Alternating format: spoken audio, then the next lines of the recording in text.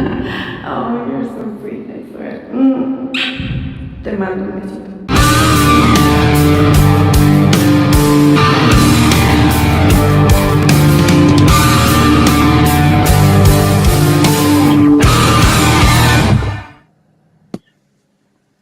All right, we're on Disco Acid Cold TV. What's up, man? Doing good, Dude, man. How are you? oh, I'm good. I'm fine. It's been an uneventful day. Uneventful as far as what I got going on. We got some topics today, though. Yeah. The topics we have, like we always talk about, we try to avoid getting into too much politics, but it's like so unavoidable nowadays. Like it's so like pop So culture has unavoidable. become politics. And yeah, so it's kind of a running theme. What's up, Protomix? It's kind of a running theme for the show. I always complain about the over politicization of everything, and that's going to come in for one of the later topics for sure. But even now, just like, yeah, just pop some Tylenol. Let's get, yeah, exactly. Like, just everything now. It has like some hint of politics or whatever. And so it's like it's unavoidable. It's like when there's nothing good going on in as far as pop culture world or just music world, and we do have a little bit of music to get to later. I do want to. I don't know if you have heard the new Youngblood Aerosmith song. I fucking love it. I think it's great. I love the whole like arena rock time they're trying to go after. Yeah, I mean, I can't deny it. Like, it's pretty cool. I'm not gonna lie. It's pretty talented. The harmony in it, the energy in it's pretty cool. But I do like that they're really doing like an arena rock type of vibe to it. Like maybe like 79, 80, 81, more like a Van Halen type of thing, or Aerosmith type of thing, where it's like you haven't heard rock that sound for a while, especially from a bigger band that's like a new song. So I think it's dope, to be honest with you. Yeah, no, I was And it's on the actually gonna radio, say. which is great. It's on the radio, which you don't see a lot of new songs on the radio from rock at all. Yeah, I was gonna say I actually like it too. I like it. To me, it's what I wish Youngblood actually was, like in his own solo music. Like that's the Yeah. thing.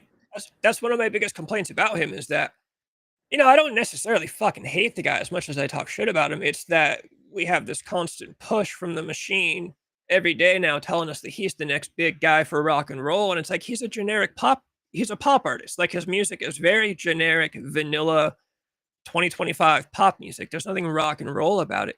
This song is obviously with Aerosmith being the musicians of the bunch in this. It is a rock and roll song. So if Youngblood would go forward and actually make rock and roll, dude, I probably like it. Like I said, I like his voice. He is a really good singer. I can't take that away from him. But yeah, this is like what I want Youngblood to be doing on his own solo music. Like I said, last week I listened to he just dropped an album this year. And I went and just like Idols. kind of ran. Yeah, I went and ran through a few tracks and was just like, dude, it sounds like to me it sounded like a Coldplay in the 1975 kind of. It was like it's just not rock and roll. And so quit trying to tell me this is the rock and roll guy just because he hangs out with rock stars. But Right. Yeah. yeah, Yeah. I was gonna say this song though I like My Only Angel. They just put it up.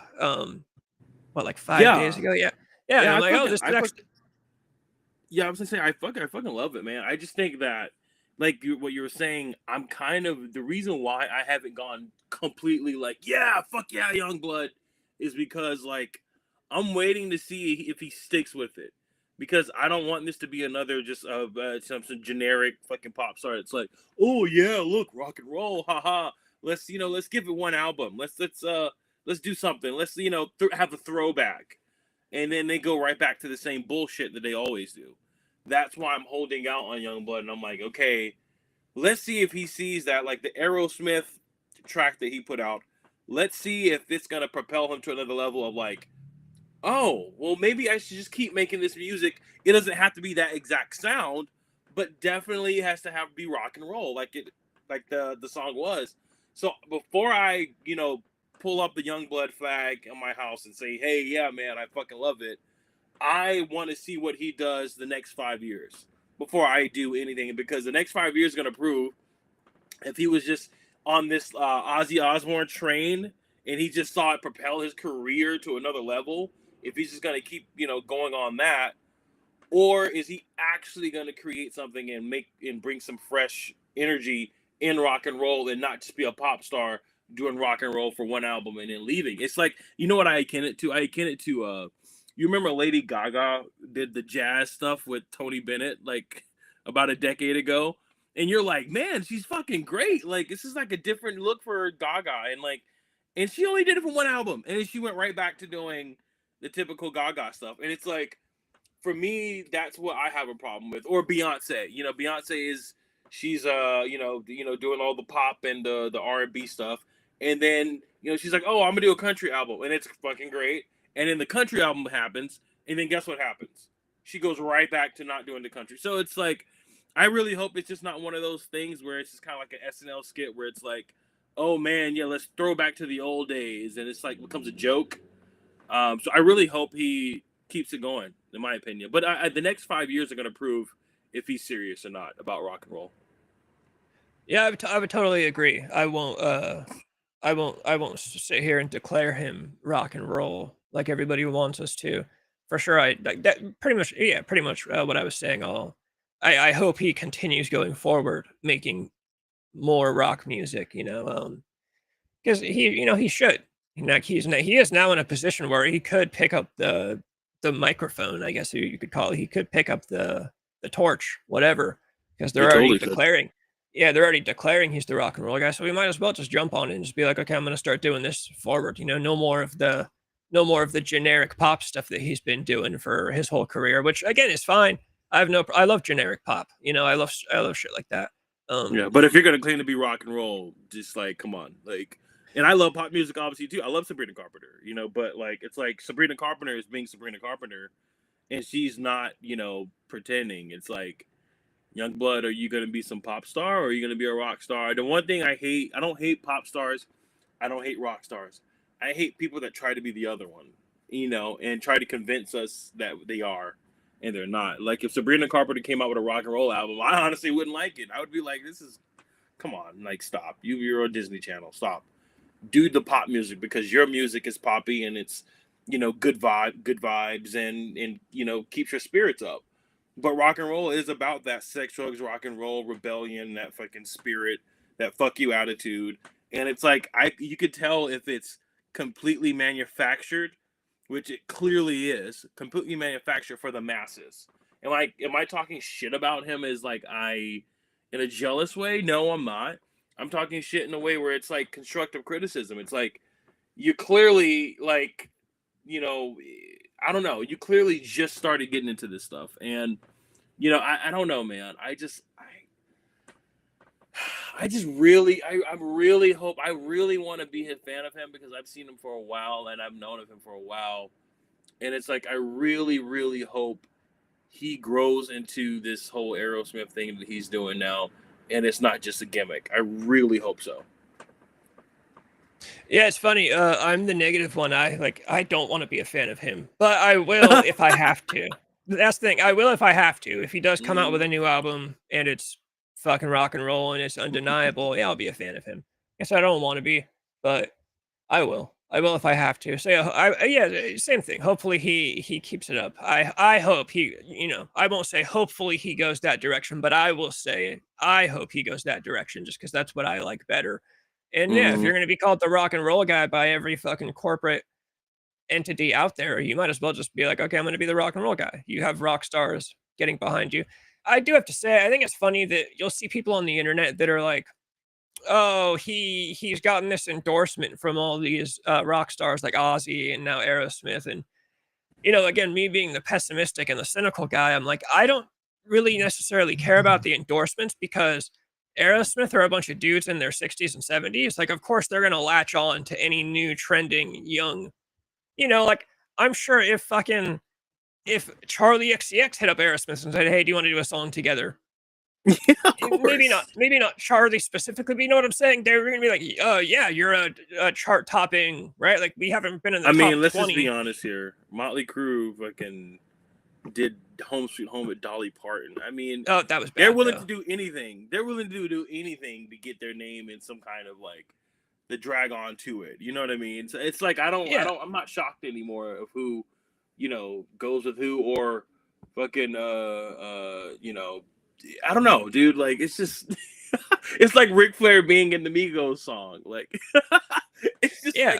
like it's all like popular culture, and they're all gonna like latch onto whoever. So it's like them, like you said, them co-signing and saying, "Oh well, see, like Aerosmith and all these like old rock stars are like," I'm like, of course they are. Like I would if someone's like, "Hey, take care of this guy." Ozzy said, "Take care of this guy. Here's $1 million." Fuck yeah, I'll do it. I'll pretend as if he's like the Messiah coming, you know. But I mean, I don't know. Yeah. Yeah, same thing. So yeah, when people argue that, oh, these endorsements from old time rockers, like, well, that's not proof. They can endorse whoever there's a lot of I'm sure rock stars have opinions on things that I would completely disagree with, you know. Just because Mm-hmm. Ozzy endorsed the guy doesn't mean I've got to think he's the next big name of rock and roll. That makes no sense at all. Yeah, I'm sure Sharon told him, hey, this motherfucker is young and trending. You hang out with him on camera as much as you possibly can. You know, that's how the business works. Yes. So so I do, you know, it's cool that he's getting these endorsements. It's cool that the old guys like him, but that itself is not a defense of him being rock and roll. I see that internet defense all the time.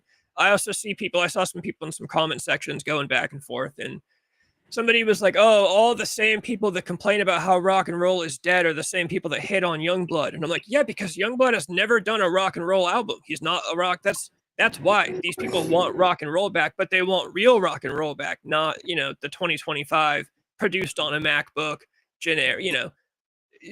That's what they're saying. I think all the real rock and roll fans would love it if Youngblood came out and put out a real fucking rock and roll album. Like I said, if he puts out a new album next year and it sounds like this song, dude, I'm a fan of that album. I like Youngblood. That, you Yeah. know, Yes. Absolutely. It's like when I heard the song, I'm like, okay, finally, like you're actually doing something. And even the song Hello Heaven, like I love the later end of it. But the first like what fucking 5 minutes, I was like, what the fuck is this shit? Like this is bullshit. This is some pussy shit. Like I don't want to see any of this. And then when he did the thing where he's doing like the Mick Jagger and all that other stuff like that, I was like, okay, this is what I'm talking about. Like I loved it. I was like, this is like when he was, you know, doing the whole like since I was a little boy, whatever. Like I was like, that's what I'm talking about. That's what I like to hear. I don't want to see like, okay, we understand you have old fans, you know, that are like still with the little pop boy from Disney Channel, but like, dude, you're trying to be rock and roll. You're supposed to grow up and change. Just change everything that you're about to do. Change everything, and your fans need to follow. You have new fans now, and if you really want to make a thing, like start making music like you did with Aerosmith. And then I know Aerosmith is fucking beaming right now or beaming not with anger, like happy because it's like imagine now every time Youngblood tours and Youngblood gets bigger, Aerosmith is always going to be there. Or not, it may be Aerosmith or, you know, just fucking Steven Tyler, but they're always going to be there now. Always. And so he always has something where he can make a lot of money because obviously Aerosmith is still touring on songs that they did 40, 50 years ago. And now this new song is going to have them always together as a conglomerate. And if you're a Youngblood, you're touring with Aerosmith. So that's going to get a lot of older fans to also kind of be like, okay, well, if Steven Tyler can co-sign him, you know, I guess we'll go to a Youngblood concert. So I mean, it's the perfect business, you know, business opportunity in my opinion. yeah, definitely. I just had something that just left my head. You know, it'd be cool if Youngblood did. That is something that Machine Gun Kelly did not do and hasn't done and probably never will do. You know, people for him were saying, "Oh, he's bringing back pop punk. He's flying the flag for pop punk. He's, you know, basically he got the Youngblood treatment, but for like the Blink 182 genre." And I remember running into a comment section where people were like, you know, like it's cool that you guys think he's like flying the flag for pop punk, but like what young up and coming undiscovered artist has he taken on tour? None. He's not. He went on tour with. Yeah, he basically just goes on tour with like Blink 182 and still other hip hop artists playing his pop punk stuff, and then plays festivals. So Youngblood, it would be cool if Youngblood does this Aerosmith album that they're going to release, and then, you know, sometime years in the future, he starts finding young up and coming bands and bringing them out on tour with him instead of just constantly hanging out with the old timers. You know, it's like you guys now have to build build a scene now. I mean, I just saw an interview with Slash, and this was from years ago even, but Slash was saying that, the biggest thing he notices is that there's no scene. He's like, yeah, back when I was coming up, there was the scene in Hollywood. That was like the rock scene of the country. And then after that, you go to Seattle and you have the rock scene in Seattle with Nirvana and Alice in Chains. And yeah, today there is no scene. I mean, I guess maybe the internet has ruined scenes because now people are just focused on taking over the internet as opposed to taking over a geographical location. So that could just be me being old and thinking that things are the way they were when I was younger. I don't think so at all. I don't think. Yeah, good. No, I was just gonna say, but yeah, just he should build up a rock and roll scene. Find some, not Jailer because that's just a wannabe Led Zeppelin band, but bands of that age that are because there are rock bands all across the fucking country that just are still playing in fucking 50 capacity bars and shit, and that's all they're ever gonna do. You should go pick up some of those motherfuckers and say, okay, you guys come on tour with me, you open up for me, and then you start building up these new guys, and hopefully they're good. Because I will also be harsh if he takes out some new bands and they suck, just because I'm a harsh person. I'm very critical like that, but yeah, I do love the fucking genre, and I hope he does. Yeah, as much as I fucking hate the guy right now, I would still be completely excited if, like I said, he did a solo album. After this Aerosmith thing, if he continues doing rock and roll and decides to build up a whole new rock and roll scene, dude. He's young enough. It's not like he's old. Quit hanging out with the old timers. Quit hanging out with. Obviously, you can't hang out with Ozzy anymore, but quit hanging out with Aerosmith. Quit hanging out with the guys that have already paid their dues. Hang out with them for a little bit, because you got to get your inspiration from the elders. You take in all your influence and whatnot. But yeah, once he's done with this Aerosmith thing, yeah, I think he should go out and I think he should find a bunch of young guys and take them on tour while he headlines. Yeah, I think that's the reason why hip hop is always beating rock and roll for the past, what I would say, fucking like 30 years, is because they all collaborate. They're like, okay, well, Lil Wayne's like, okay, well, I'm gonna create Young Money, and I'm gonna get all these young artists. This is where you get Drake. This is where you got your Drake and your Nicki Minaj's from Lil Wayne. Great album too. Great album. Drake taking the younger artists on tour with them, and then Drake taking the younger artists on tour. Everyone taking the younger artists on tour, and that's how you keep the scene going. Rock and roll died when it was all about legacy acts, and it's like, I don't know, Guns N' Roses is going on tour with Motley Crue, but I'm like, dude, that would be sick if it was the '90s, but it's fucking 2025.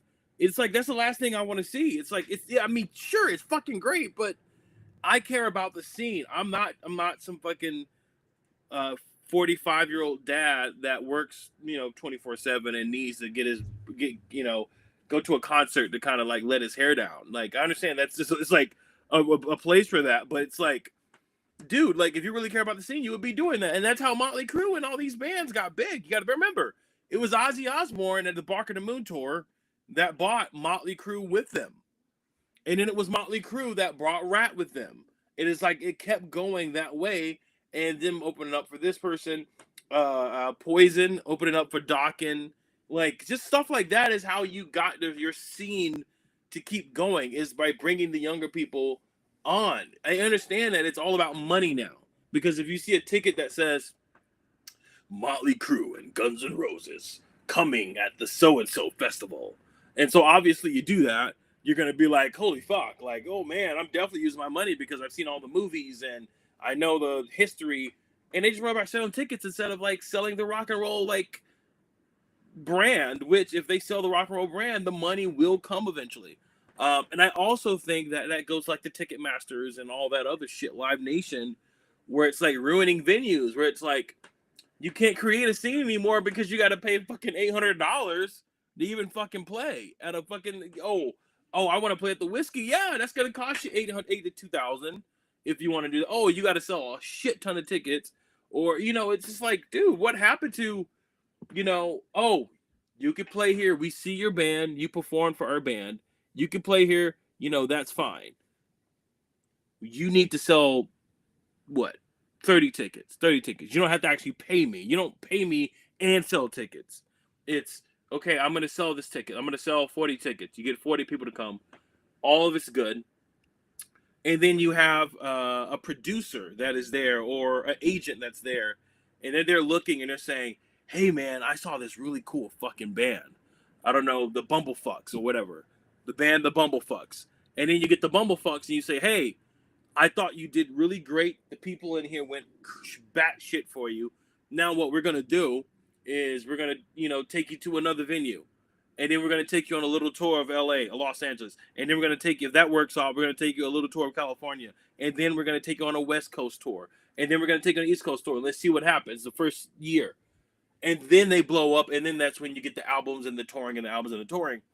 And it's that organization is gone now. That organization, like, it's hard. It's like, what do I do as an artist? If I come out with 2 songs, 2 singles, which is what you have to do now, come out with 2 singles, you're going to be singing those singles for how long?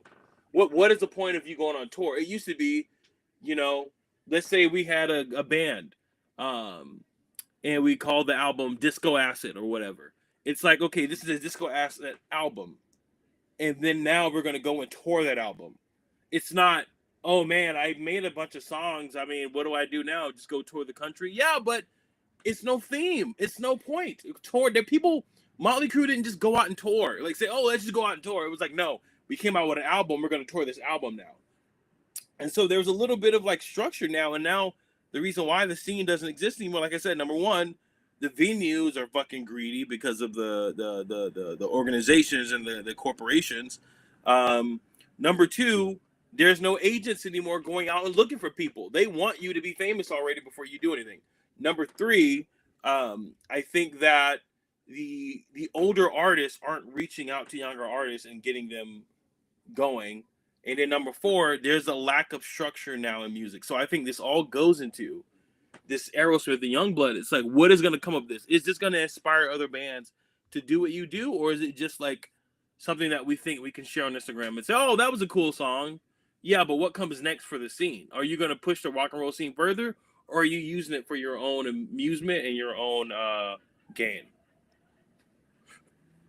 Yeah, it's all I don't know. All of music seems to be a big clusterfuck at the era. I mean, Yes. all I ever say is Lars Ulrich was totally right when he sued Napster. Lars Ulrich was spot on. Yeah. Everybody owes Lars an apology. Fuck Dave Grohl for when he went on that TV show and was like, oh, I don't want to have to put a penny in the radio every time I want to hear Metallica or something. And it's like, dude, Dave Grohl, you sit there saying this shit as a fucking millionaire after selling millions of albums and you're a made man.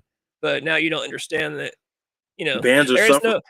There is no middle class of bands anymore, which is funny how I always joke and say that like America is like representative, or rock and roll is representative of America. Like there's a declining birth rate. There's also a declining birth rate of new rock stars. There's no middle class anymore. There's no middle class of rock stars. You're either a starving artist or you're fucking Youngblood and Machine Gun Kelly. There is no, oh yeah, I'm comfortable enough to tour in a van and live in a cheap apartment when I'm not on tour. I make a living doing it. Of course there are still some people out there doing that, but dude, generally, like, and you can find stories on Reddit of people being like, oh yeah, I was taking an Uber in fucking Vegas and like, I don't know, the bass player from like your favorite 90s rock band was the guy that picked me up in the Uber because he's got to drive Uber to continue paying his rent because they don't fucking make money anymore.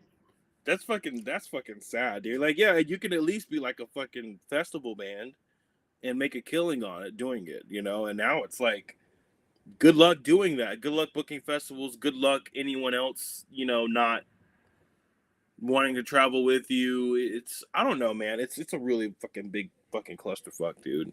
But that is a great analogy. I never thought about that. Like, it's like there's no more middle class bands anymore, and it's very true. It's very true. Yeah, I always think about there's a band from my area, like 45 minutes to an hour from here. I don't want to name them, but they were, back when I was in high school, they were on Rise Records, and they were one of the bigger. Well, they were on Tragic Hero, and then they went to, I think they went to Epitaph. I can't remember, but they were signed. They were signed, and they were touring successfully. And then by the time they broke up, I remember they were all back in the hometown, and one of them was like working at the post office, and one, just like normal jobs. And I was like, oh, they were like one of the biggest bands of the scene. Like I know if I said the name, people would be like, oh yeah, I fucking used to listen to that band. It's like, there's probably a lot of bands that I used to listen to in high school that I looked up to as fucking rock gods. obviously in high school I was listening to like breakdown music, like Asking Alexandria, and then a lot of pop music like Forever the Sickest Kids. But yeah, these guys that were real rock stars that now, you know, they don't have enough money to actually just retire when they're done being in a band. Not that everybody is going to have that after only being in a band for like however many years, but while doing Uber now. But yeah, it's just, you know, you're either making a shit ton of money doing this or you're not making any money at all, I guess. Very correct. All right, we're gonna hard cut. We're gonna hard cut into Jimmy Kimmel now. Speaking of people making a lot of money, Jimmy Kimmel is making a lot of money to cry on TV every day. So the Jimmy Kimmel thing, yeah, this is the first topic of the stuff that's like political. What sucks about Jimmy Kimmel now is that I've hated him for years, but now he's become this political martyr. And it just happened the other day on TikTok. I posted something. I posted something about him, and then somebody commented like I'm a bootlicker. Like basically now, if you talk shit about Jimmy Kimmel, people will assume you're a Trump supporter. And I'm like, no, I've always hated Jimmy Kimmel, but now he's got that status. Yeah, hell yeah, always a good call. But now he's got Rock that and roll. status to where whenever you say anything about him, it's going to be considered political. And it's like, no, dude, I've just always fucking hated the guy. So it has nothing to do with politics. Obviously, the topic here a little bit is going to get a little into, I'd say, more social. You know, I say more social issues than political issue. I just thought it was so silly. We spent like 3 or 4 days with everyone crying about like First Amendment rights. And like, dude, if it's your First Amendment right to say what you want on TV and get paid millions of dollars for it, then I've been getting fucked out of my First Amendment right for years. Because here I am on YouTube with like 600 subscribers not getting paid for shit. No, his First Amendment rights were not violated. His boss has pulled him off the air because they have every right to do that. Yeah, like I said in the little clip that I posted, if Jimmy Kimmel, all these people defending him now, crying about it, I'm like, dude, if you guys watched Jimmy Kimmel in the first place, he would have had such good ratings that they wouldn't have pulled him off the air. And the proof of that is Howard Stern back in the day. Howard Stern, every radio station paid hundreds of thousands of dollars in FCC fines and dealt with FCC investigations to play Howard Stern because he was so undeniable that it was worth it. If Jimmy Kimmel was really worth it to have on the air, they would have never pulled him in the first place. They would have said, FCC, fucking sure, we'll take you on because Jimmy Kimmel is bringing us this much fucking money and this much ratings. Dude, he's doing less ratings than Stephen Colbert, who just got fucking canned for his shit ratings and then wasting too much money. So yeah, Jimmy Kimmel comes back on TV, which everybody knew was going to happen. 2 channels or 2 of the stations are not airing him still though. Sinclair, which I only know about because of TNA Wrestling, which is funny that Sinclair's involved in all this. And Nexstar, I don't understand how TV broadcasting works, but those are 2 of the stations, I guess, that control a lot of whatever geographical locations where the show. A lot of the Yeah, and so they're not on board with it. So like ABC brought him back, but yeah, I think like the first stream I ever did on here, I was talking shit about Jimmy Kimmel. I would love to go on his show, like play friendly with him, and then he invites me on the show, and then I'm like, hey, by the way, fuck you. You want to cry about something? And then, I fucking hate Jimmy Kimmel. But so yeah, he comes back on the air, he cries immediately. Immediately gets back on TV and starts fucking crying. I'm like, dude, how could I would never make fun of a young man. It's like I'm gonna pull up the clip. It's he also lied. He also lied. Like immediately immediately gets back on TV and cries and lies. Like that's everything you need to know about Jimmy Kimmel. It's like, yes. At this point, I'm convinced he's got some kind of weird fetish for crying in front of people. Like this guy's got to have something wrong with, he either needs to go see a therapist, or practice your stoicism, or he has some weird thing for crying. Some drug thing. Yeah, it's I told you, he's always, every time we went to the show and between the breaks, he always has a huge ass bottle like at the back of his desk or whatever, and he just fucking drinks it. So I'm telling you, he has a drinking problem probably. He's probably just like pissed drunk crying. He can't control himself. Yeah. Oh my god, this fucking guy. Have to stand up to it. Dude, we should have got on a gambling website and done like an over-under on like, bet money on how long it's going to take him to cry when he gets back on TV. Hearing a lot about what I need to say and do tonight. And the truth is, I don't think what I have to say is going to make much of a difference. If you like me, you like me. If you don't, you don't. I have no illusions about changing anyone's mind. But I do want to make something clear because it's important to me as a human, and that is you understand that it was never my intention to make light of the murder of a young man. Where's the seconds counter? I wish this would tell me. 23 seconds. He's crying. 23 seconds into his little monologue. He's crying. So yeah, like I said, he's also lying because he gets on and he says it was never my intention to make light of the murder of Charlie Kirk. That was never the problem. No one said he made light of that. That was not the issue. The issue was the fact that he lied and told everybody that the shooter was this like hardcore MAGA dude, or the way he worded it was he's one of them, basically. Let me see. He goes on. I don't funny about it. If there's anything funny about it, I posted a message on Instagram on the day he was killed, sending love to his family and asking for compassion, and I meant it, and I still do. Nor was it my intention to blame any specific group for the actions of what it was obviously a deeply disturbed individual. Okay, right there. He says it was not my intention to blame any one particular group. And it's like, brother, you literally said that his exact words were something like, he said, MAGA's trying very hard to act like the shooter was anybody other than one of them. That's exactly what you said. That's exactly what he said. He's literally gaslighting us right now. That's literally what he's doing. Yeah. I think he just goes on to continue with that was really the opposite of the point I was trying to make, but I understand that to some that felt either ill-timed or unclear, or maybe both. And for those who think I did point a finger, I get why you're upset. If the situation was reversed, there's a good chance I'd have felt the same way. I have many friends and family members on the never says like I'm sorry. Never says like if you know what I mean. Yeah, just it's. I think he goes on to think the murderer who shot Charlie Kirk represents anyone. This was a sick person who believed violence was a solution, and it isn't. It ever. And also selfishly, threats. I get many ugly and scary threats again, and I know those threats don't come from the kind. Yeah, you get the idea. He just says, "Oh, I didn't point the finger at anybody. I didn't." You literally did though, and then he goes on. I'm not gonna play the whole fucking episode, but he spends a whole bunch of time, talking about like now he's this big he's this big free speech guy. Like he is now the guy who's, oh fuck censorship, bro. This guy partied when Roseanne got pulled off her show for a tweet. This guy partied when absolutely. This guy partied when the president got banned from Twitter. And by the way, just yesterday, we got an announcement from Google saying that for all 4 years of the Biden administration, we were pulling YouTubers off of their channels.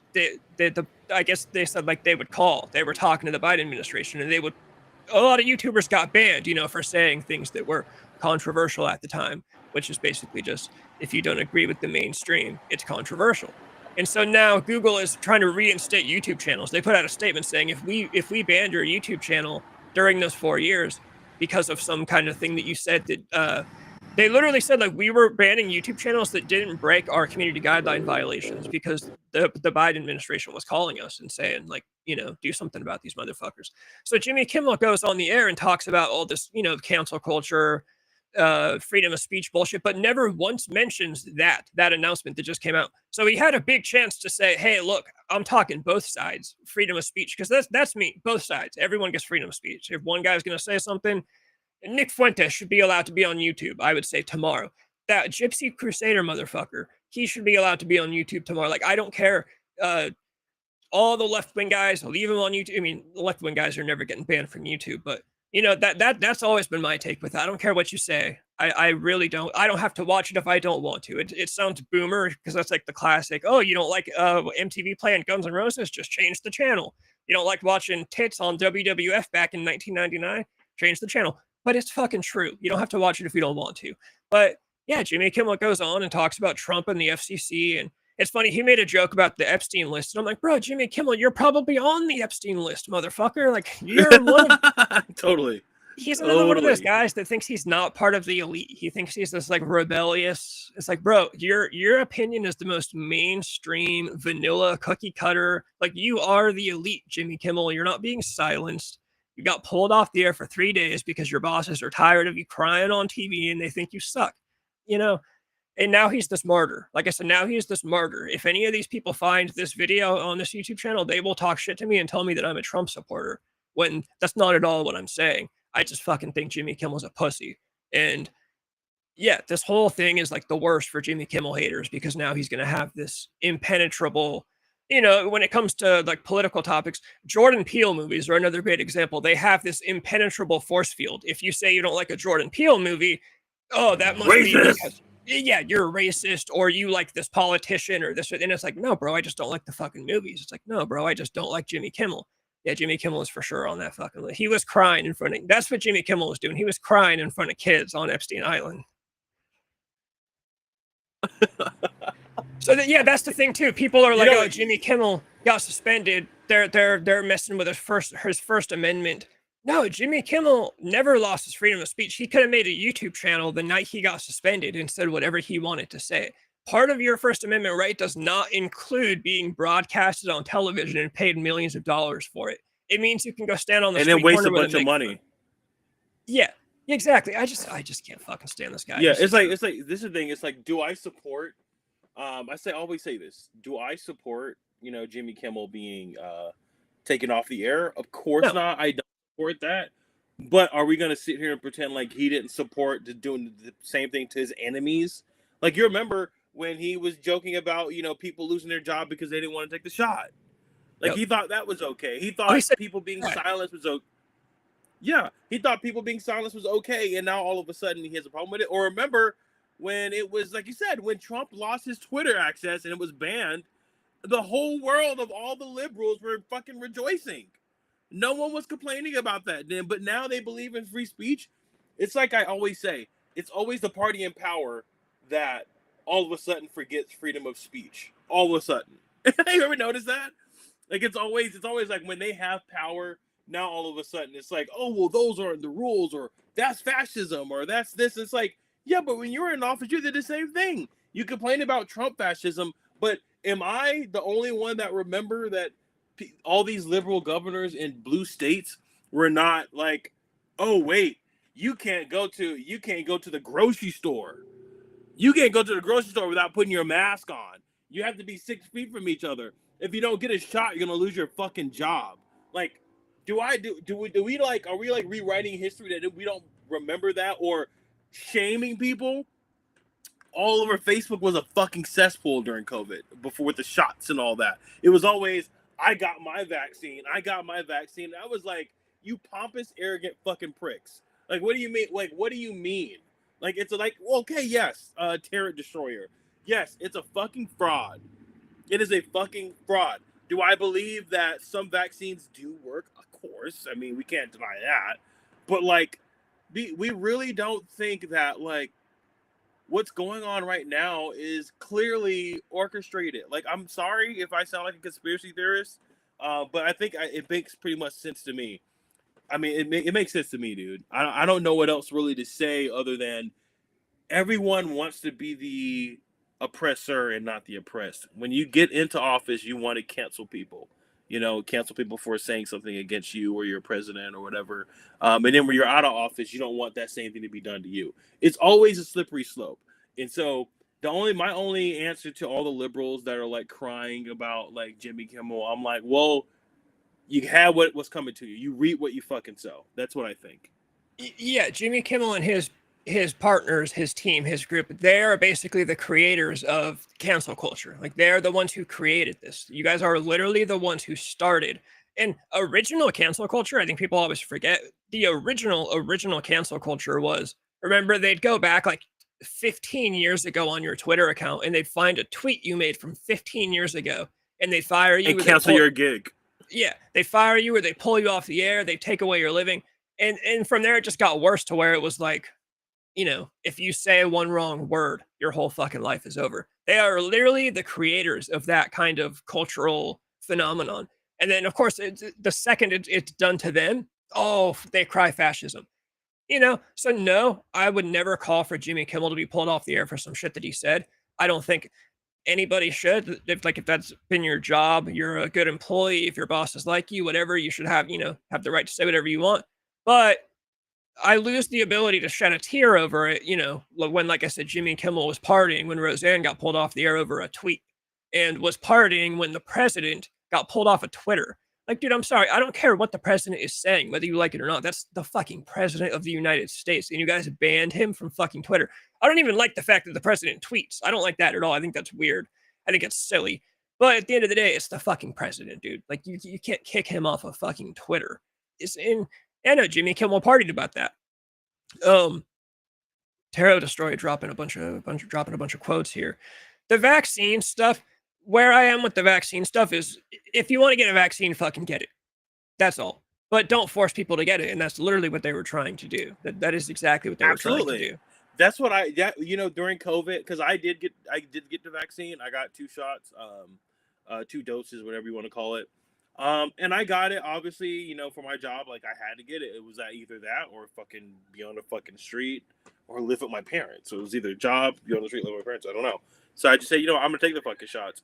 Do I believe they worked? I think they worked. Do I believe they're perfect? No, I believe there's a lot of complications from taking that. Because ever since then, I've been kind of having, heart issues, weirdly. And it's not from the Coke, for sure, because I've been doing Coke for years. So it's not from that. It's not from the Coke. It was like right after that vaccine, all of a sudden I started having problems. So I do believe that there is an argument for, there's going to be complications, and some of it may kill some people because it doesn't fit everyone.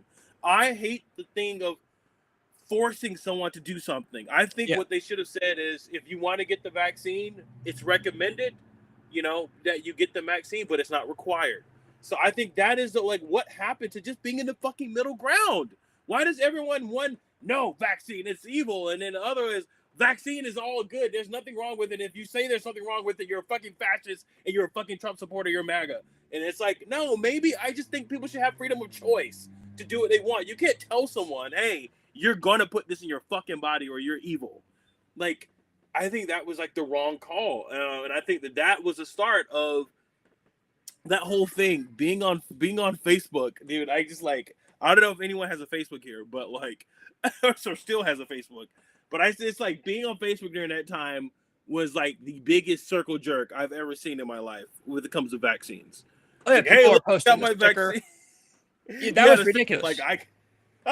It became like a social status. Like, you were cool if you posted the sticker of getting. It was pathetic. It was pathetic. It's like, dude, you guys realize the idea, these are chemicals. You guys realize you're all fucking dilly-dally, willy-nilly, oh, I got a vaccine, over getting a fucking needle with chemicals put into your body that stay there forever.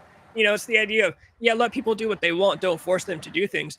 Yeah, don't force them to put unknown chemicals into their body. That's a fucking scary thought, dude. You wake up one day and the government's like, hey, by the way, you got to inject this chemical that you know nothing about because we said so. Whoa, what the fuck? That is beyond.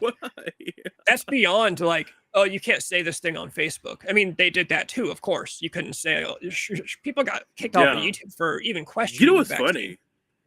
This is why I don't trust tech billionaires, because they're all fucking nerds, and they all just do whatever to stay in power or get favors. Remember, Mark Zuckerberg and that whole meta universe was responsible for doing all of this fucking blocking, and you couldn't say this, you couldn't say that. Now all of a sudden he's trying to be the cool guy. Yeah. All of a sudden these tech billionaires are like Trump people. It was you were the purveyors of all this shit. You let it happen, and now all of a sudden Trump's oh, I'm gonna give you a really good big payday. I'm gonna cut your fucking taxes. And it's just how are they? You see, I don't know if people saw Mark Zuckerberg, how he completely had this fucking I don't know, fucking 180 or whatever the fuck. It just completely changed. He completely changed, completely a completely different person now. Now he's okay, well, now you can say what you want. Now you can do what you want. I don't care on Facebook anymore. We'll let you curse, let you do what you want.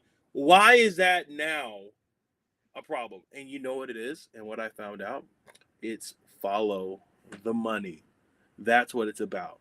It's follow the money. COVID was about the money. Take a look, and I don't want us to get into COVID, but this kind of feeds in. Follow the money. So you see how all the mom and pop shops. Yeah, they got shut down and Walmart stayed open.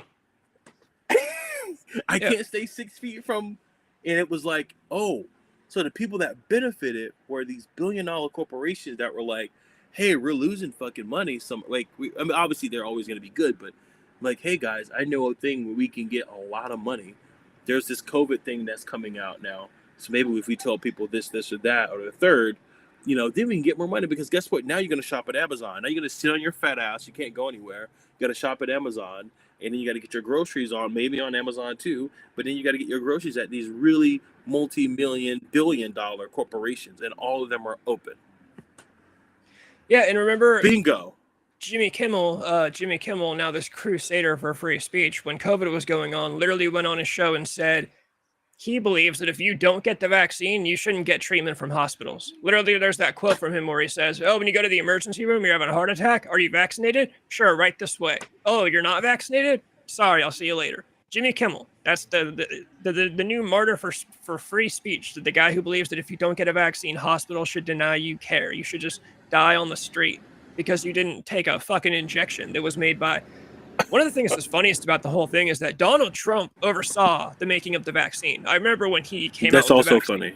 Yeah. I remember when the vaccine first came out, it was Donald Trump. And I think it was Kamala Harris who literally said, if Donald Trump made that vaccine, I'm not taking it. Well, then Joe Biden gets in office, the exact same vaccine, all of a sudden, now it's good.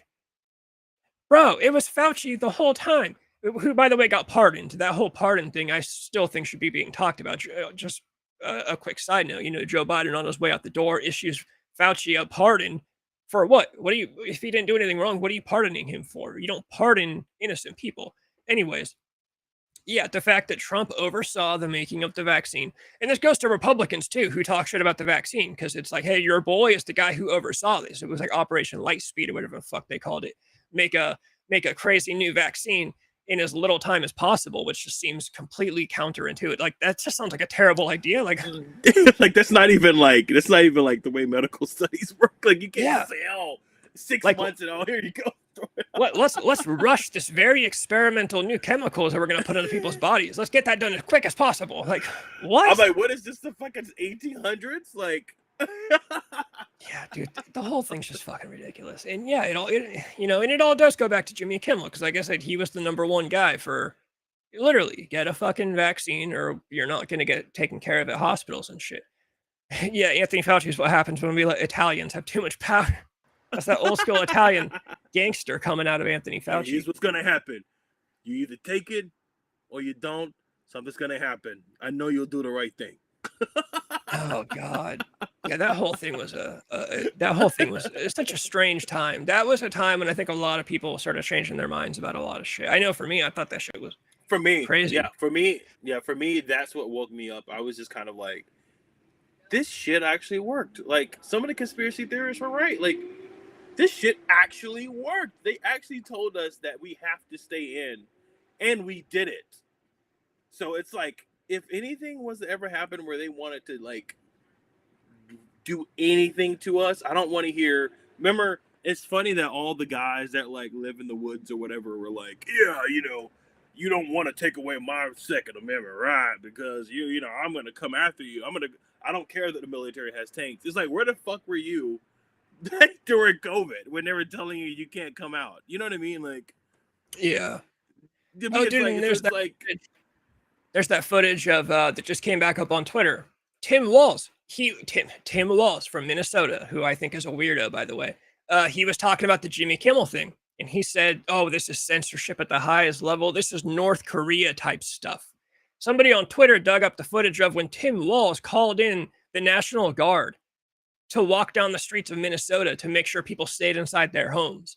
So it was just funny, because speaking about the left thinking that it's so tragic when Donald Trump calls in the National Guard.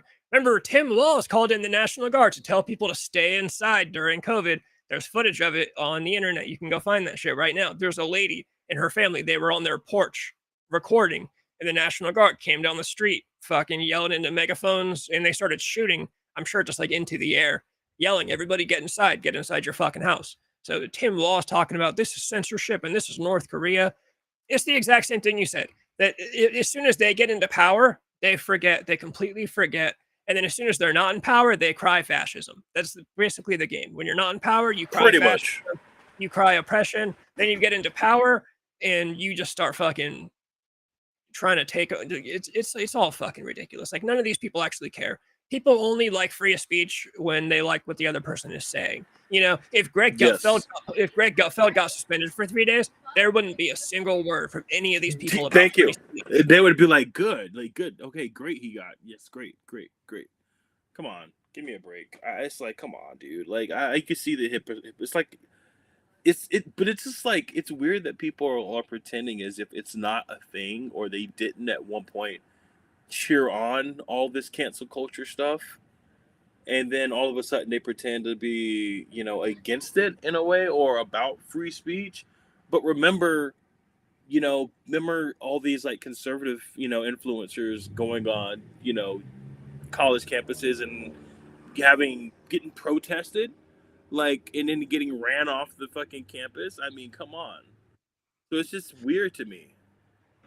Yeah, dude, they're I mean, I hate using the word because it sounds dramatic, but it's like, bro, they're brainwashed. Like they're so brainwashed into believing, like they've truly believed that they are the moral good in the situation, and they believe that it is like, you know what I mean? Like not invincible, but like they believe it's okay to pull Greg Gutfeld off the air, but not okay to pull Jimmy Kimmel because they agree with Jimmy Kimmel. They think pulling Greg Gutfeld is like an actual objective benefit for the world. Like the world is a better place. I mean, look, they believe it's a better place that a guy just got shot in the fucking neck for talking to kids on college campuses. They believe that was a net positive for the world. It is a good, which by the way, speaking of First Amendment rights, you want to talk about free speech. A guy literally was permanently silenced. No more speech for him. But then they pull Jimmy Kimmel, a multimillionaire, they pull him off the air for 3 days and they start crying. You know, like I always say, I'm not on either side. I'm anti-party system in general. I don't like the parties, but I'm extra anti-left as of lately because they've just been way too fucking retarded for me. Like I said, I do feel betrayed because that was always just kind of like my default side. You know, when I was in high school and I was playing rock and roll and I was partying, yeah, I was cool with yeah, I'm fine with abortion. I'm fine with fucking little stick it to the man, little rock and roll because that's kind of what they were back in the day. But then all of a sudden I woke up one day and they were just like this weird fucking, like I'm like, I don't even fucking recognize you anymore. And it's people that I went to fucking high school with too. Like there's this one of my old band members is convinced that we live under fascism. And I'm like, bro, if we lived under fascism, you wouldn't be allowed to post about this fascism on your page. Like you don't know what these things mean. Like you need to go find an old school Italian who's actually lived through it. Like old people must be so Mussolini offended. or some shit.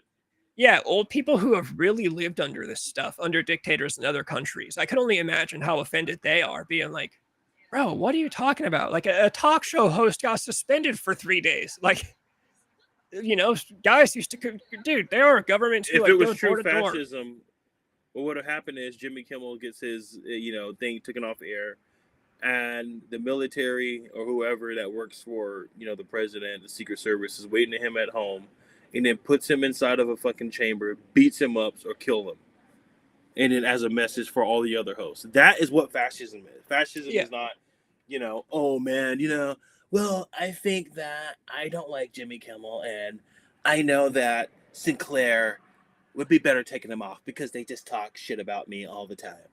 Like, that's just Trump being Trump and saying dumb shit, but like he didn't actually kill the guy. He didn't beat up the guy. He didn't threaten the guy. And so it's like, how is it really fascism? Like, I feel like the only thing that Trump is doing is using the slippery slope that the Democrats started. He's being retarded for sure. Yeah, but what I mean is like, he's only doing what the Democrats started. It's like, well, what they started it, they did the same thing to me. They literally banned me. They banned me from a whole fucking social media platform. They banned people for, they can't use their banks anymore. They can't use GoFundMe anymore. They banned people. They did all of this stuff. And so what Trump is saying, well, fuck that. If you did this and you caused these problems for us, you caused me to, you rejoice when, there was this push to take Trump's name off of all the buildings in New York City that he owned. Yeah. So it's like he is just being like any other human that would be like, okay, well, game on now. You fucking did this shit to me when I was, just tweeting crazy shit, and I'm gonna do it to you. That's what that was, and I can understand. I wouldn't do that personally, but I can understand from a person that's like Trump or whatever, that he's gonna do that. So I don't see it as fascism. I see it as like, you started it, so now I'm gonna finish it. That's what I see it as. Protomax, it's Ben. The day of the election, the last election, Ben posted like, fuck fascism. I've never been more embarrassed to live in this country. And I'm like, bro, you're a skinny white dude who lives in Los Angeles and plays in a shitty band. Like, you live in the most first of all, you voluntarily, no offense, Johnny, you voluntarily live in the most embarrassing city in the country, first of all. Like, as much as I No, it is LA, embarrassing. It is embarrassing. Yeah. It's fucking embarrassing. There are perks to LA. It is the most embarrassing place. Like, that's what, like, when you go to Japan and they're pointing and laughing at silly Americans, they're thinking about Hollywood people. So I'm like, bro, you live in LA, you live in Los Angeles, and you play in a shitty little band, and you're I've never been so embarrassed to live in this. Okay, bro, then fucking, like, what? I don't know. What are you gonna do about it then? What are you actually gonna do about it? All right, how about this? How about tell them to do this? Go to North Korea and walk there and just say fuck Kim Jong-un. Let's see what happens.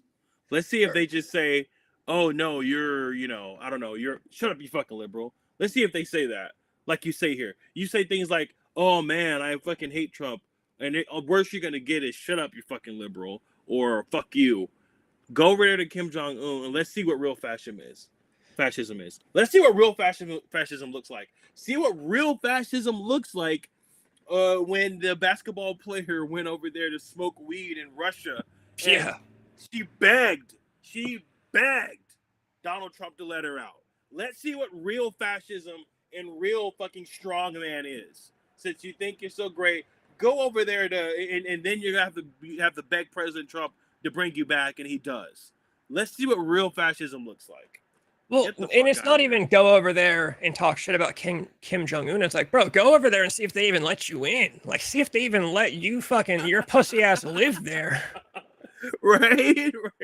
Like, dude, people are coming here. People are coming here in numbers. I mean, that's just how it's always been. People come here for a better. That's the funniest part, is it's like, they'll talk about like, we should be totally open for anybody to come here to live a better life. But I thought it was fascism here. I thought it was miserable. Shouldn't you be telling people, no, don't come here. Don't come here. It's terrible. No, you want to welcome all these people into here.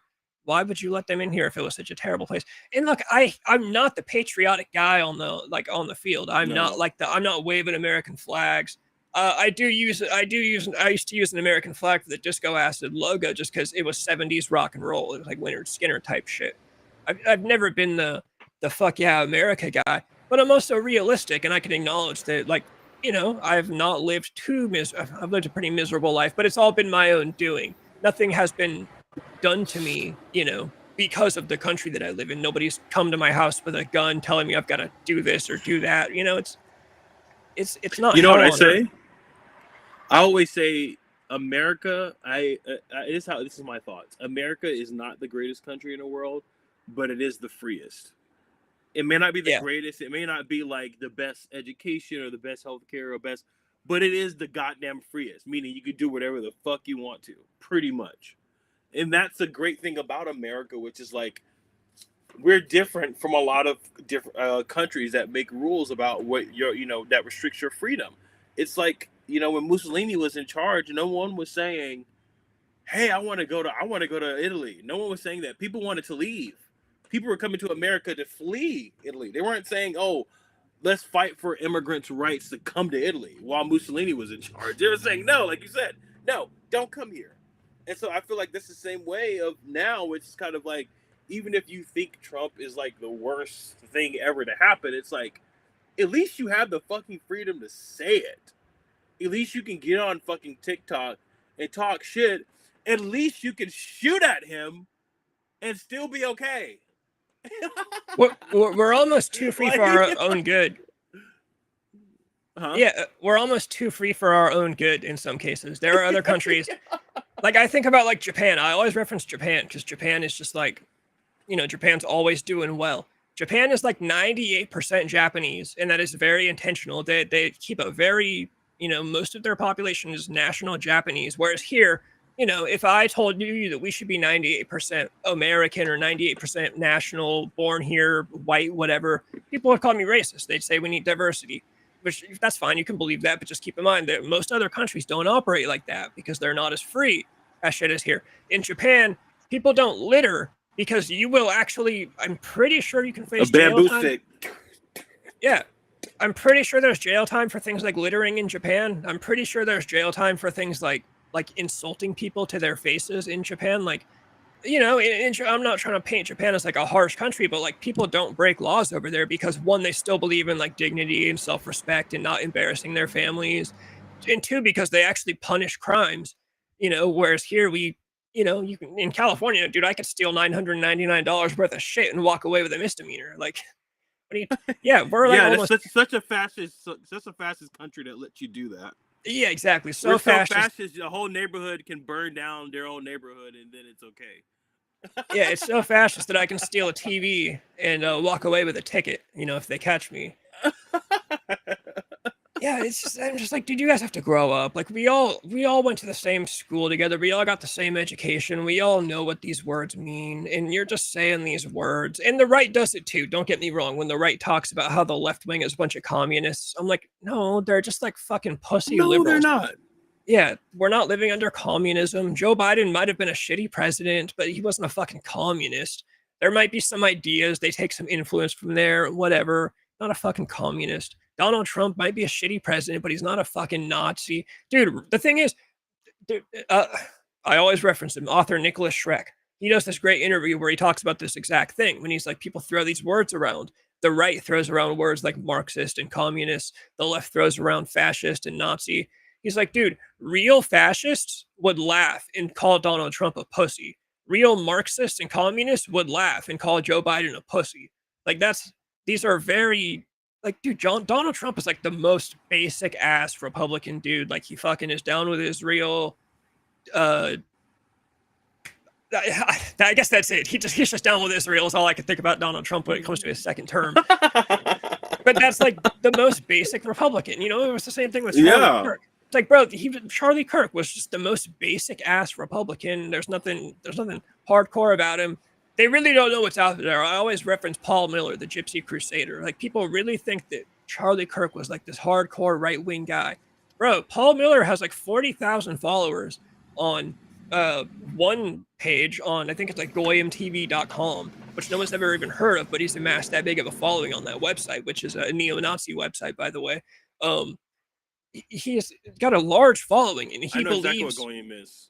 Yeah, he believes in the day of the rope. Like he believes we're gonna band together, and there will be a day where we go out and get black people and Jewish people. Like there are these people out there that have big followings, and you guys are talking about Charlie Kirk, the far right fascist, bro. Charlie Kirk.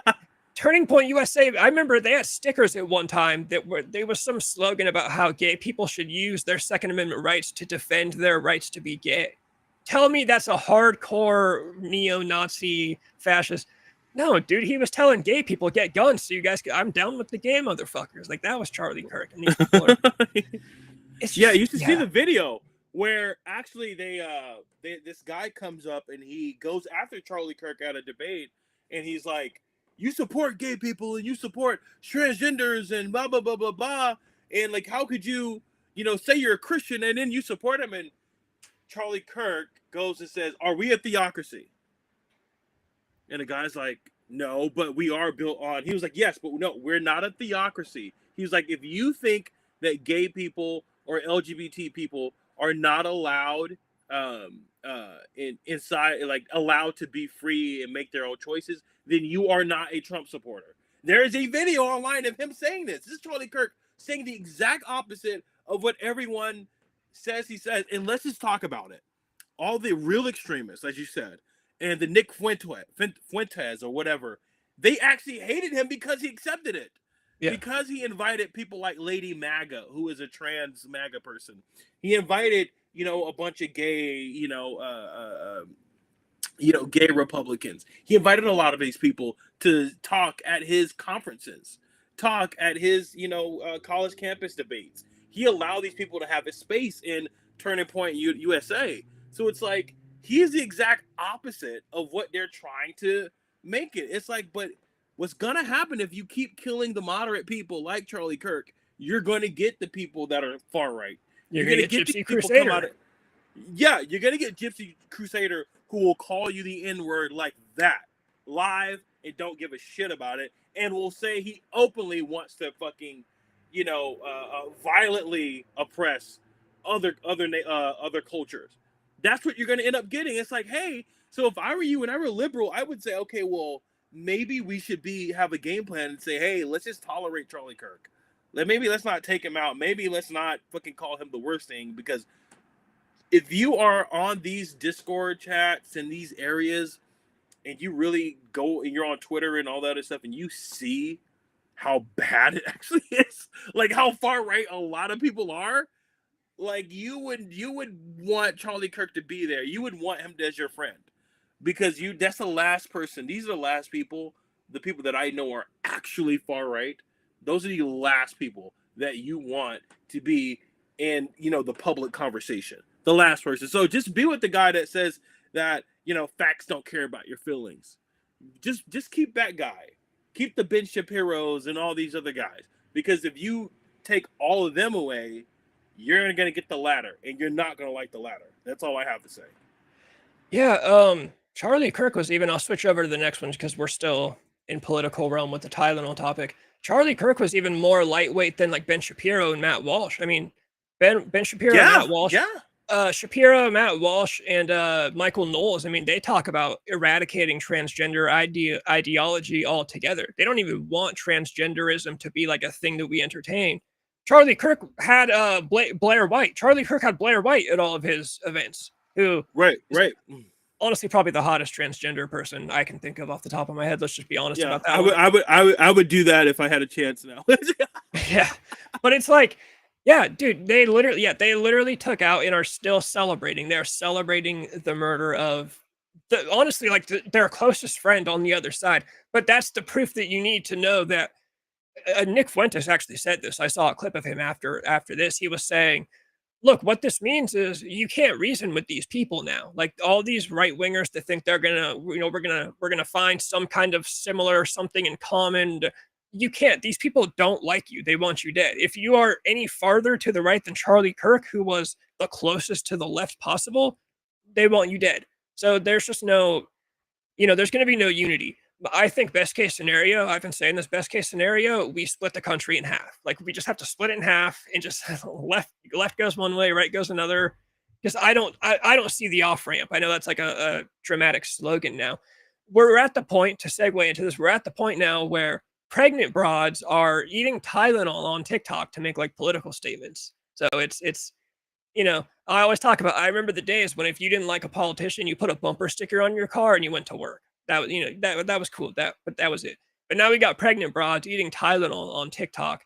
It's like, dude, these people are so desperate they're so desperate to be like political, again, rebels. They still think it's rebellious, not like Trump, when it's like, bro, that's the Hollywood mentality. You are the most mainstream, most vanilla ass bitch alive if you're out here eating Tylenol on TikTok.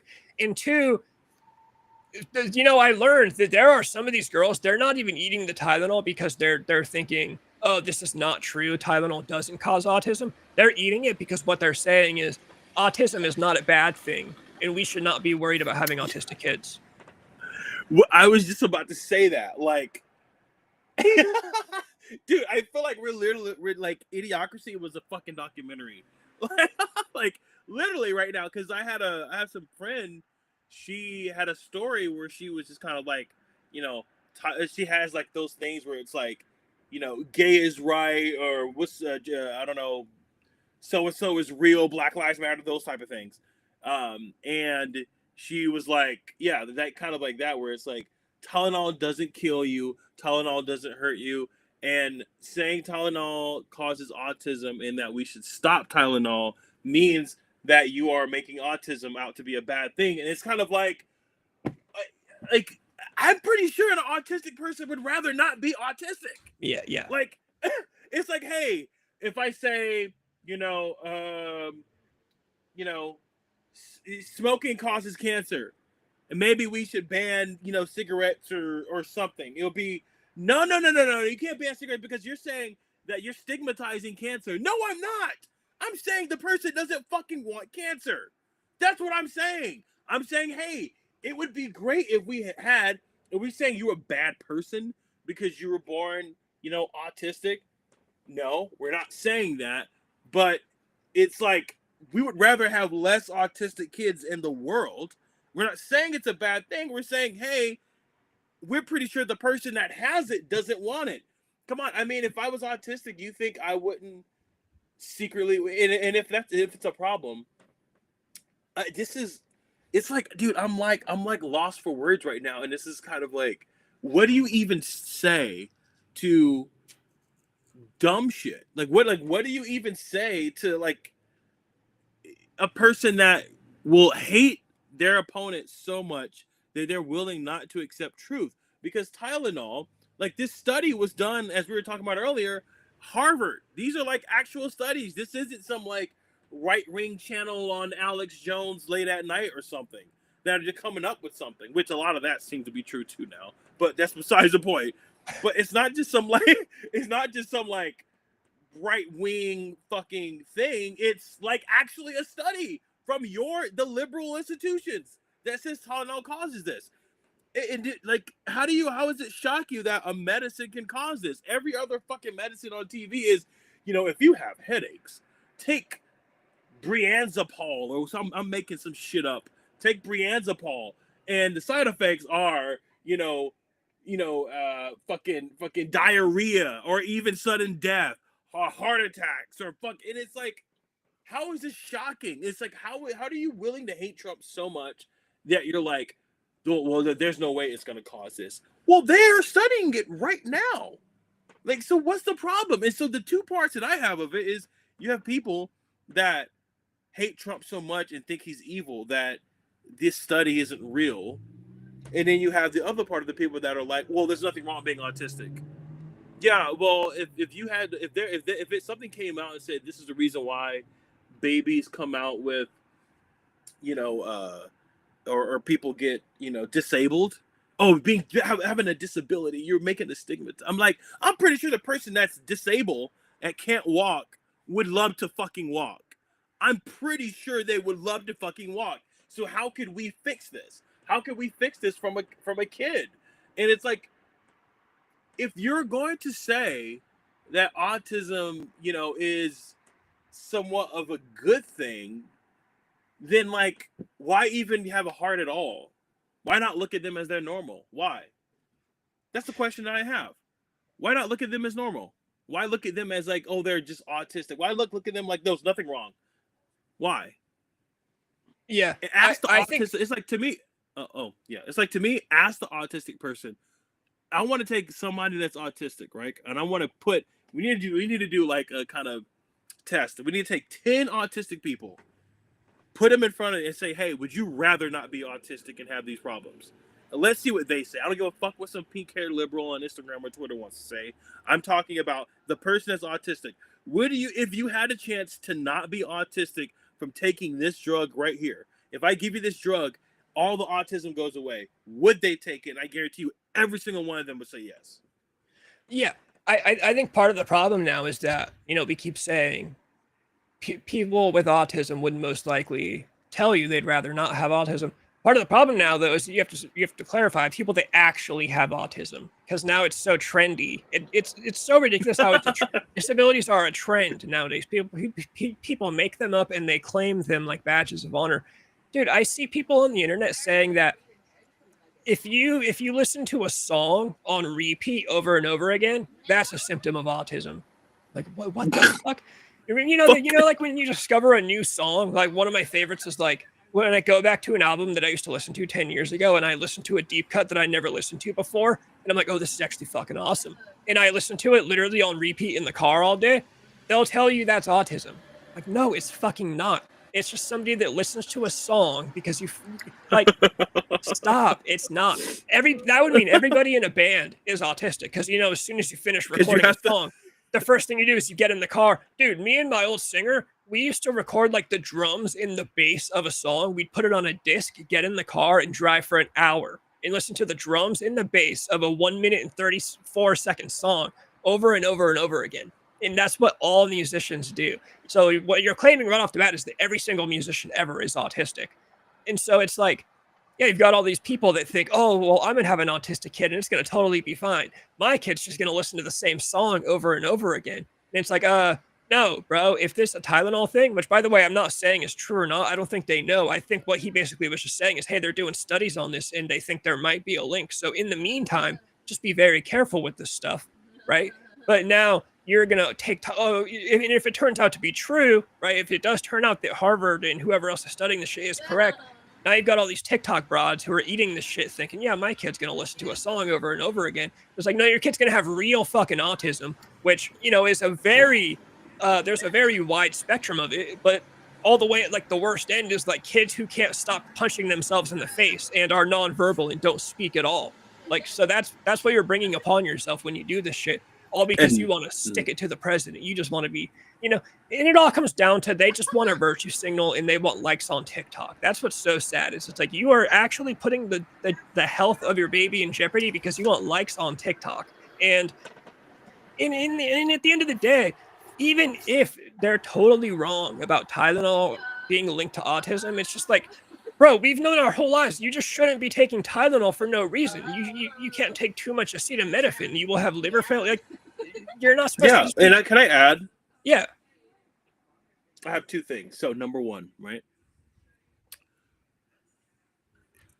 First of all, you know, the same people that are claiming, you know, that, oh, don't put a stigma on autism, are the people that on the back of their car would have, my son has blah, blah, blah. My fight is his fight. Well, how is it a fucking fight if it's okay? Yeah. How is it a fucking fight if it's normal? If it's like normal and they can't tell that they have autism at all, how could you say it's your fight? Because a fight is a bad thing. A fight means a struggle. So how is it your fight? Number two, this is going to pain me to say, but like, I think that fucking RFK, some things I disagree, but most things I fucking agree. And if my liberal Hollywood friends see this, I don't care. Fuck you. Lucky for you, nobody sees the stream at this point, so you're good. Okay. We're still at that point of our career. Yes. Yeah, dude, could you imagine saying this as a famous, but okay. But like, think about like how powerful this must be to find this out.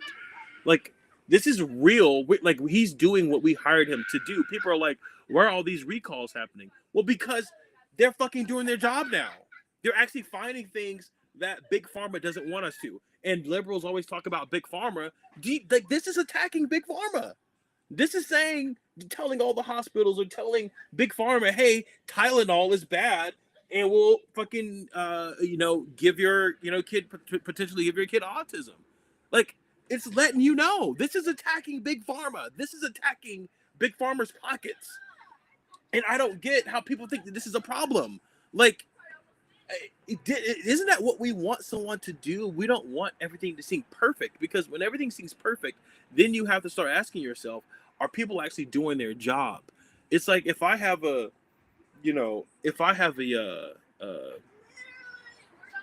rodent problem inside, if I have a rodent problem inside of my house, right? If I have that, and someone comes and says, hey, there's rodents, are you going to get mad at that person? Or are you going to say, hey, thank you for actually telling me the truth? Or are you going to love the person that just gives you what you want to hear every time? Oh, your house is all good. Your house is all good. Your house is all good. All the rat feces that you see all over your kitchen aren't actually that. It may be something, we don't know what it is yet, but it's fine. Your house is all good. Or the person that actually digs deep and they say, hey, we found the fucking infestation. We see the reason why you have roaches. We see the reason why you have rats. We see all these reasons why you're having these things. Those bites that you see on you are are actually like a spider infestation that's going on. Those, all of that. Like, would you rather have that person that tells you what you want to hear or tells you what you need to hear? If you have cancer, do you want a doctor to come to you and say, hey man, everything's all good. Everything's all good. Everything's all good. And then all of a sudden you're wondering, why the fuck am I getting this pain in my ass? and it's fucking colon cancer. And then guess what? You die because the doctor never actually, diagnosed you and told you that there was a fucking problem. This is how I see what RFK is doing with the whole, the Tylenol thing. It's like, this is what I've been waiting for. This is what we've been waiting for, to say, hey, why does autism? Oh, it could be fucking Tylenol. Get a fucking clue. It could be fucking Tylenol that is taking and making these problems. And so to me, I'm like, if you're liberal, you should say, okay, that's taking on Big Pharma. Because I guarantee you, how many presidents knew that this was a problem, this is an issue? How many people, health secretaries, that for past administrations knew this was a fucking issue, but knew that they get money from Big Pharma, they get money from Tylenol, and then guess what? They know, okay, well, maybe we don't want to do that. Maybe we don't want to, take away, we don't want funding to be taken away from us. Like, how about that? People on Twitter, too, have now been finding tweets from Tylenol, the official Tylenol Twitter account, which is funny. Go figure. Look at how many things think they need a Twitter account now. Tylenol has a Twitter account. But tweets from 2017 from Tylenol saying, we don't advise you take Tylenol while pregnant. And so the Big Pharma thing is actually a really good point, too. That kind of goes back to the COVID thing, how the left has really lost the plot on being rebels. It's like, if you really want to be rebellious, here's a way to stick it to Big Pharma. You've been, they were that's why I used to like the left, because they used to be the side that said, fuck Big Pharma. But now they're the side that said, fuck you, take the vaccine, don't question it. Fuck you, take the Tylenol. Like, you're now an arm of Big Pharma. Like, congratulations. You guys went so far into your rebellion that now you're in the lap of Big Pharma. And I won't even get into like the transgender thing. I get kind of deep in the conspiracy theory of that. I think some of that is Big Pharma, because you got to consider every transgender person is a lifelong patient. Yeah. And not only, let's go farther. And to all my gay friends, I'm really sorry. I'm not saying anything against you. I mean, luckily, we're not big enough yet, so I'm gonna fucking we're still good. We can say all these things now, early in our career, get it out of our system, and then later on we can clean up our act. When Alex Jones said, they're putting things in the water that makes the freaking frogs gay, it sounded goofy, but they actually did that. That actually is a thing. Well, that was talked about on HuffPost. Really quick. That's the thing that was talked about. I was just gonna say the stuff that also has to do with. I read something actually recently about so birth control. The way birth control works is it does stuff to girls' hormones, and when they piss out like an extra amount of kind of estrogen related hormones, and it's the type of chemical or like hormone that can't be filtered out of water completely. You can't get it all the way out. So it gets into rivers and lakes and drinking sources. And there are trace amounts of like estrogen getting into water sources, and people are now drinking. And look what's happening to men. They're obviously, men are more feminine now than they've ever been in history. And so, yeah, it is true. Like, Alex Jones worded it very silly. They're turning the frogs gay, but very silly. There are things that are getting into the drinking water, all around the country that it's. Yeah. But here's the thing, what I'm saying, like, the liberals that I know, that I grew up with, would be the first ones to say, there we go. Yes, that is a problem. They would say, yes, this is a problem. Big Pharma knows what they're doing. The government knows what they're doing, and they're co-signing it, and they keep letting it happen. And so when I see things like the recalls happening, I'm like, bravo. I'm like, bravo. Finally, they're catching things that in the past would be kept going. And then you wonder why people are dying. Or now the studies of microplastics. Like, people are wondering, oh, why do I have cancer? Or why do I always have headaches and migraines? And it's like, okay, now recently a study came out about microplastics. When you're drinking bottled water and you think it's okay because it's water, but you don't understand that it's actually in plastic, it goes that deep. Like, sure, it fucking sucks to have to think about things like that every time. But it's like, it makes you think. They know what's fucking killing us. And remember, liberals used to be about that. They used to be about like these things that like big business or the CEOs are doing. It's like they used to think about like shit like that. And I don't know what happened recently where it's like they have TDS, they say Trump derangement syndrome, so bad that they're not willing to say, okay, Trump, good job on that. Good job on finding that. And I don't get what's going to change it. I don't get what's going to change, or what is it going to take for people to kind of sit back and like look at things and say, okay, we see that. And I'm not trying to compare Trump to Martin Luther King or JFK, or by no means, but don't forget when JFK and Martin Luther King were here before their death, half the country fucking hated them. People forget half the country hated Martin Luther King. People think Martin Luther King was this great figure that came out. I'm like, he would never be preaching civil rights if it wasn't for half the country fucking hated him. He would never be doing what he was doing if it wasn't fucking hard. Half the country hated these people at the time. And then in hindsight, you look back and you're like, oh, okay, that was a good thing. Oh, wow. You look back and you're like, wait, that was actually a great thing. He was actually a great guy. When they die, oh, he was actually a great guy. And now remember, it's like the whole Charlie Kirk effect, where it's like, yeah, Charlie Kirk, and you see that what's happening with him, and not everyone in the country knew who he was, but he was a polarizing kind of figure. But now you have all these people that are on Twitter that I see like, oh, I didn't know who Charlie Kirk was. They're like, we'll get into that soon, but you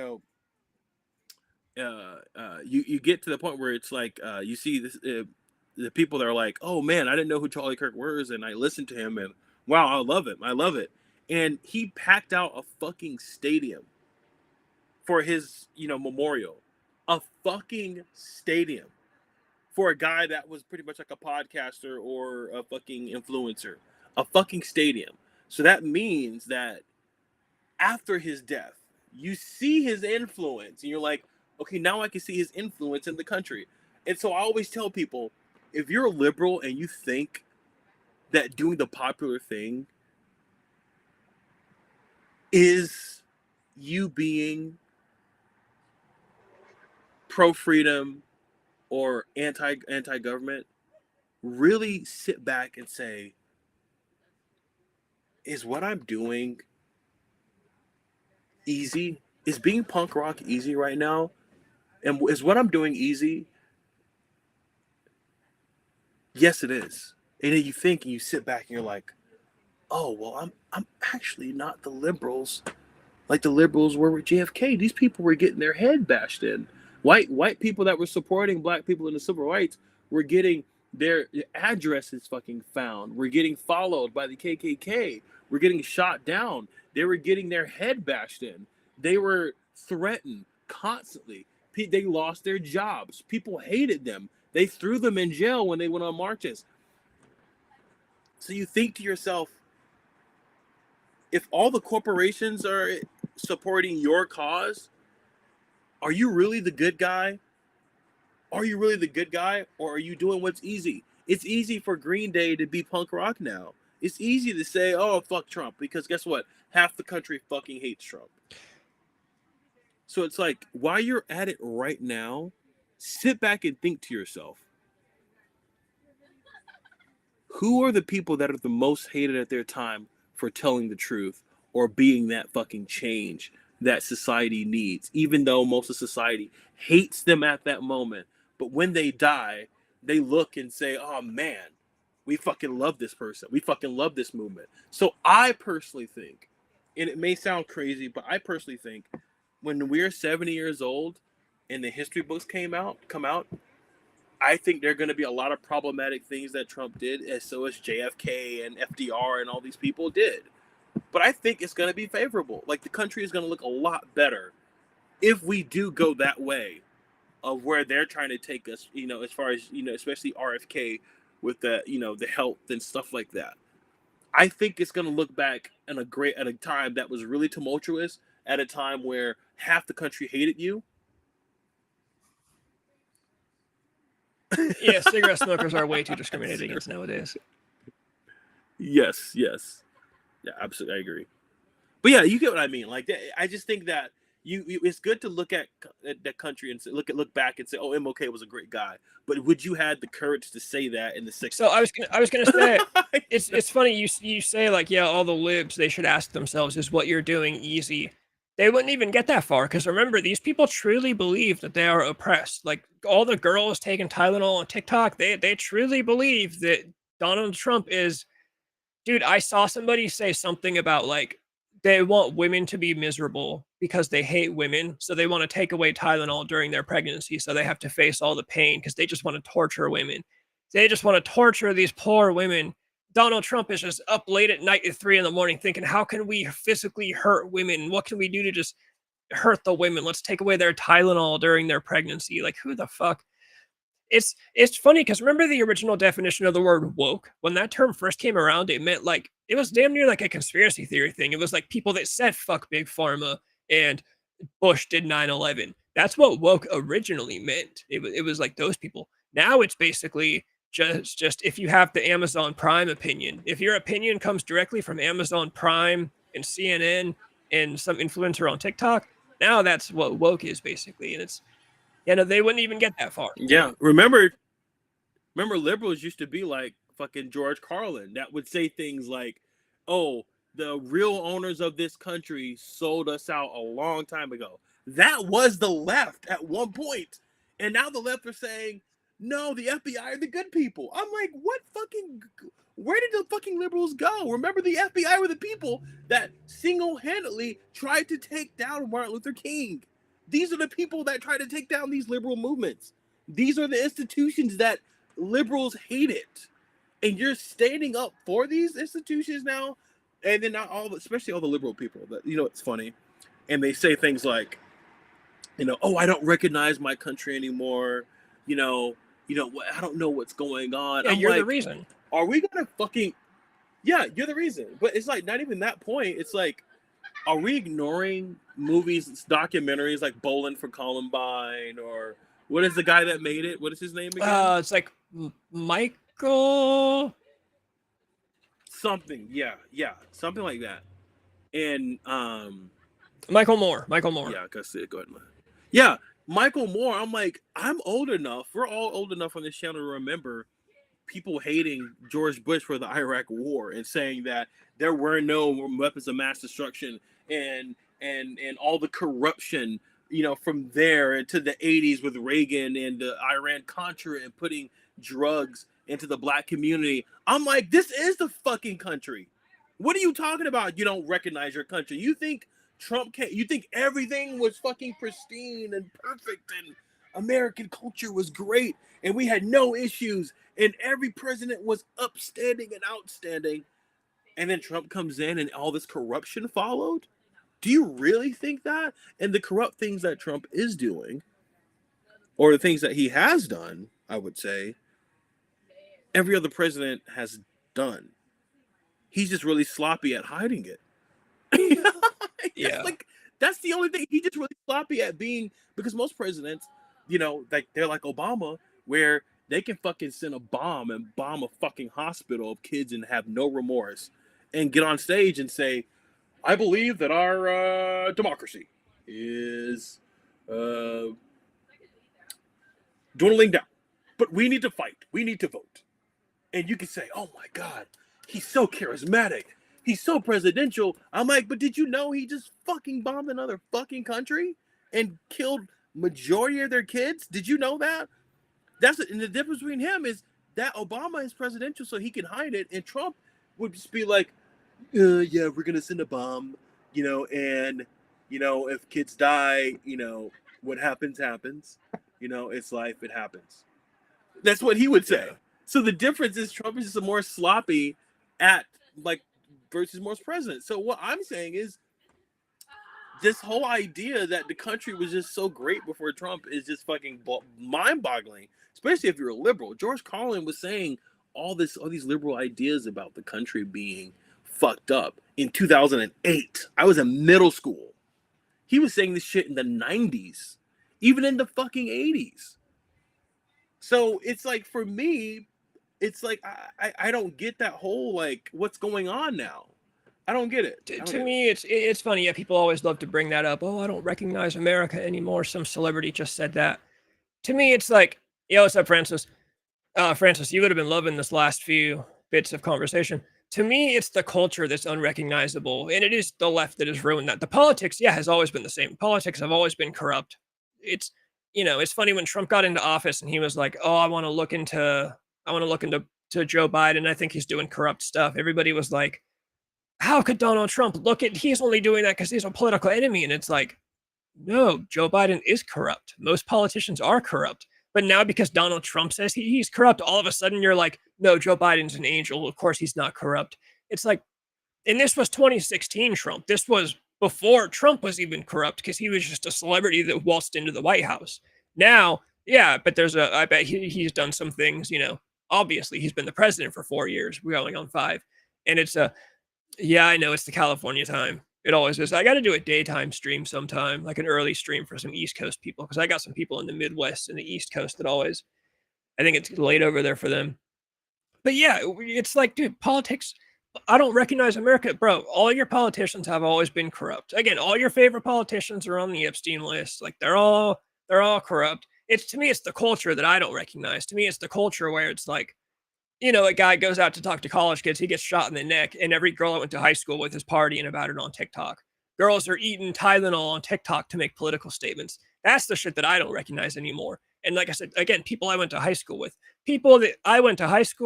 and, we called each other faggot in a friendly way at parties and, in a garage.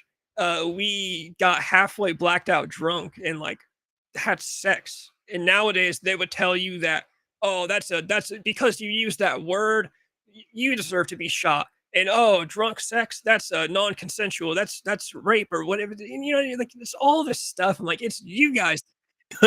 All these people. All these people that say they don't recognize the country. I'm like, no, it's you guys. You are the ones who are unrecognizable. Was it? Yeah, it's funny. You remember when Trump got caught saying, oh, I just grabbed her by the pussy. And if you're a star, you're rich, they let you keep doing it. Right. And so they say, what's funny is he says, oh, it was just locker room talk, which it is.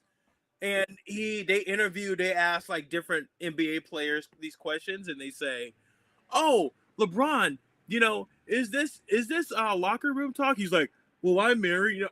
We don't talk like that. That's not any locker room that I've been in. I'm like, all right, what the like? Are we ignoring movies? I mean, let me talk about reality. Are we ignoring the movies of sports movies that have came out over the past 60, 70 years that are the exact opposite of everything he just said? Are you telling me, LeBron, that if Michael Jordan or all these basketball players aren't talking about going to a fucking club and going out with these fucking $1 million prostitutes, or going out to Vegas and meeting up with these fucking showgirls? You mean to tell me that's not happening? You mean to tell me no one says shit like that? I know I did. I know every fucking locker room that I ever been in, we talk like that. Every single locker room. Men just talk like that. And so that's like that. Don't bring the GOAT to this. Oh, fuck LeBron. Fuck him. Yeah, I don't like LeBron. Fuck him, dude. He's he's the best basketball player ever. But he's a complete shill. I think he's owned by China because he can sit here and he can fucking criticize the president, but he doesn't say one fucking thing about China. He also doesn't read Malcolm X books. Anyway, he doesn't actually read those books. He just brings them to press conferences.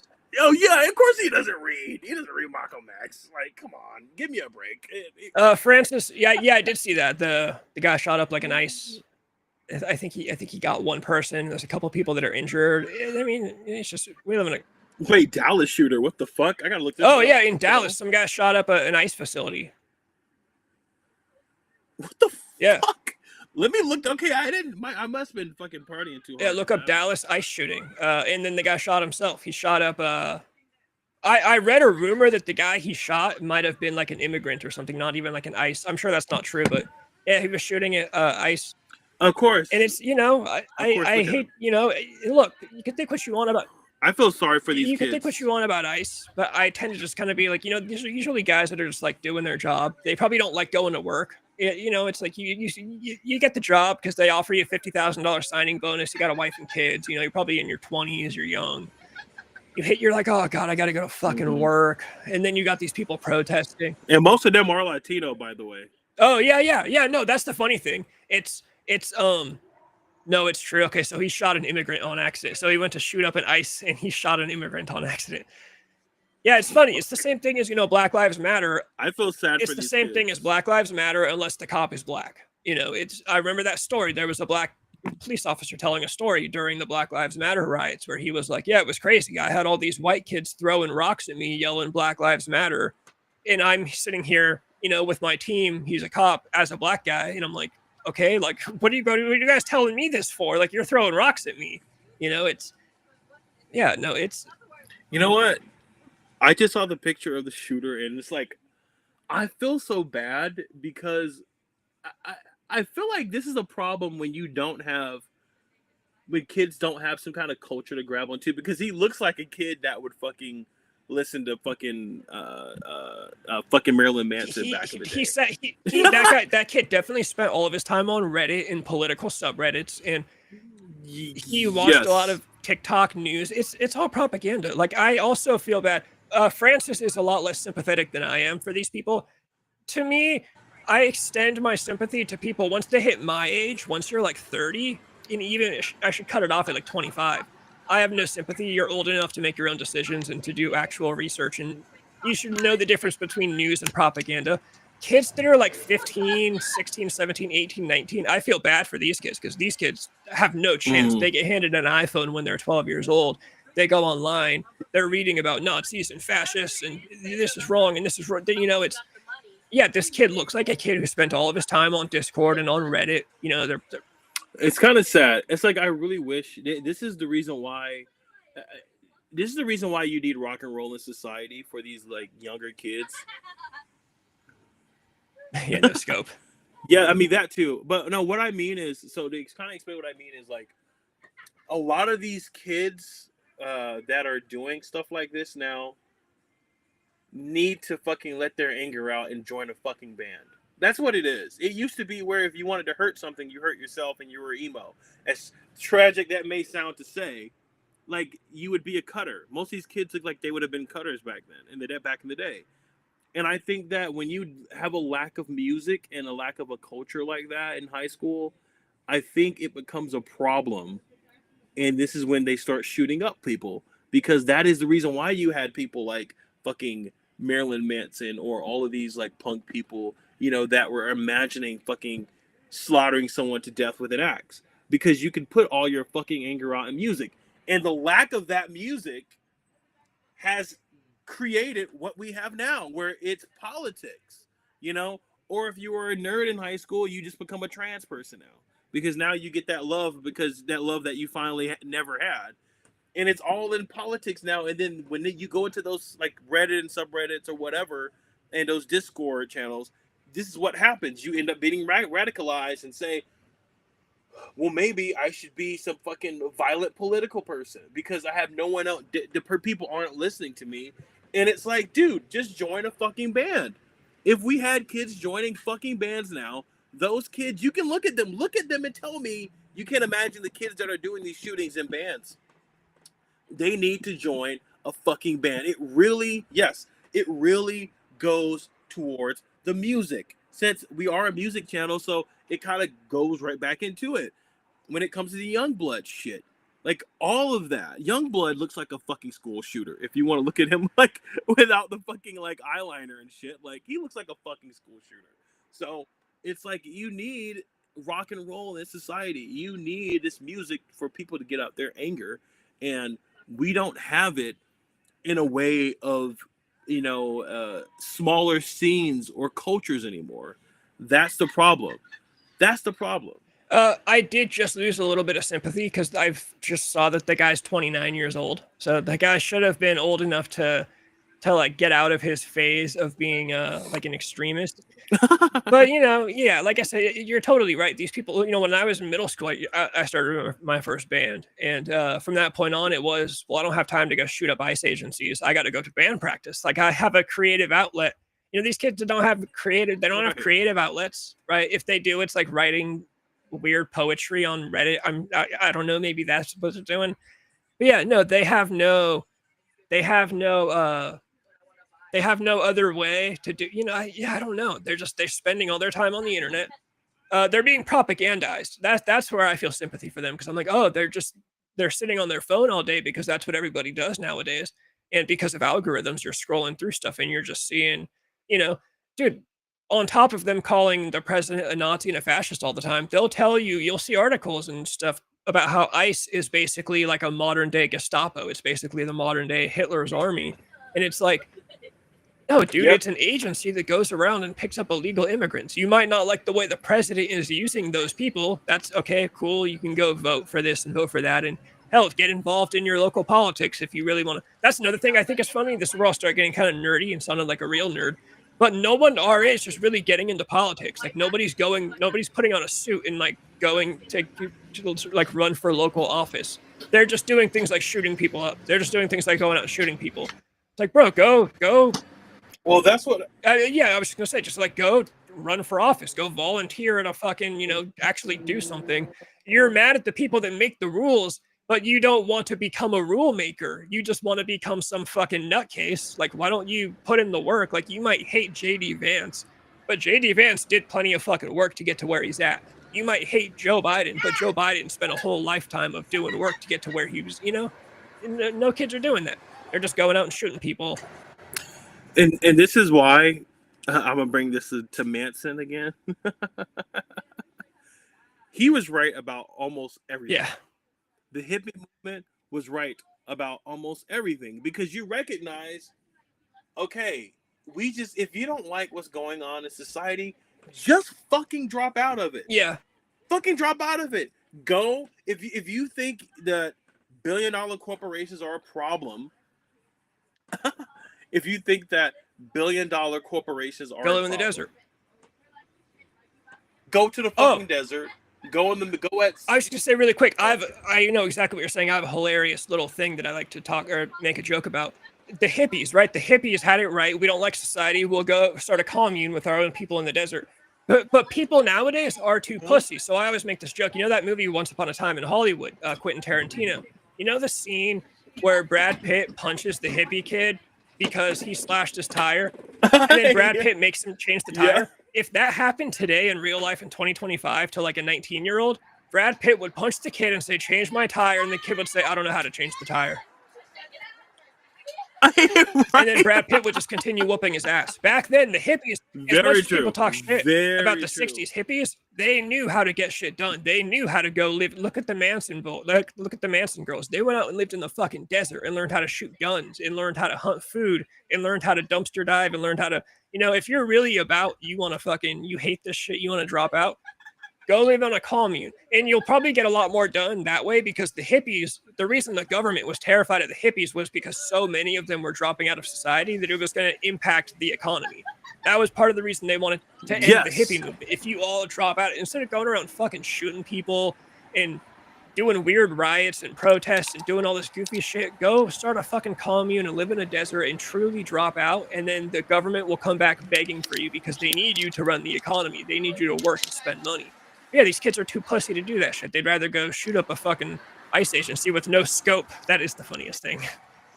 Yeah. And it's like, and for me, it's like, if you see these kids on TikTok and Instagram, capitalism is bad. We need down with capitalism. Like, you're using a fucking phone. Yeah. You're using you're on fucking TikTok, which is fucking, social media is the number one fucking poster child for fucking capitalism. Yeah. Do you really don't like capitalism, or are you just bored and need a virtue signal? And I think what most of it is. Sorry for all the girls screaming. It adds to the atmosphere. But literally, I think what it is people just want attention. Yeah, they want likes. That's it. People just they want likes. They want to be liked.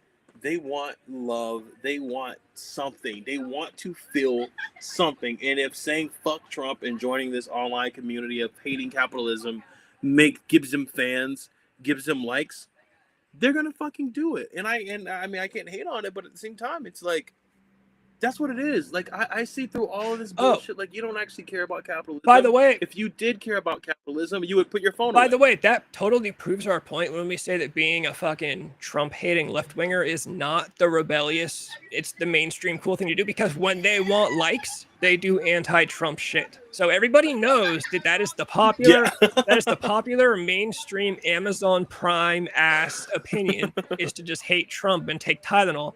I'm waiting for the day that Trump says, yeah, shit tastes bad, and we see how many kids go out and start eating shit on TikTok because they want likes. And they still think they're the rebellion. These kids still act like they're the rebellious ones.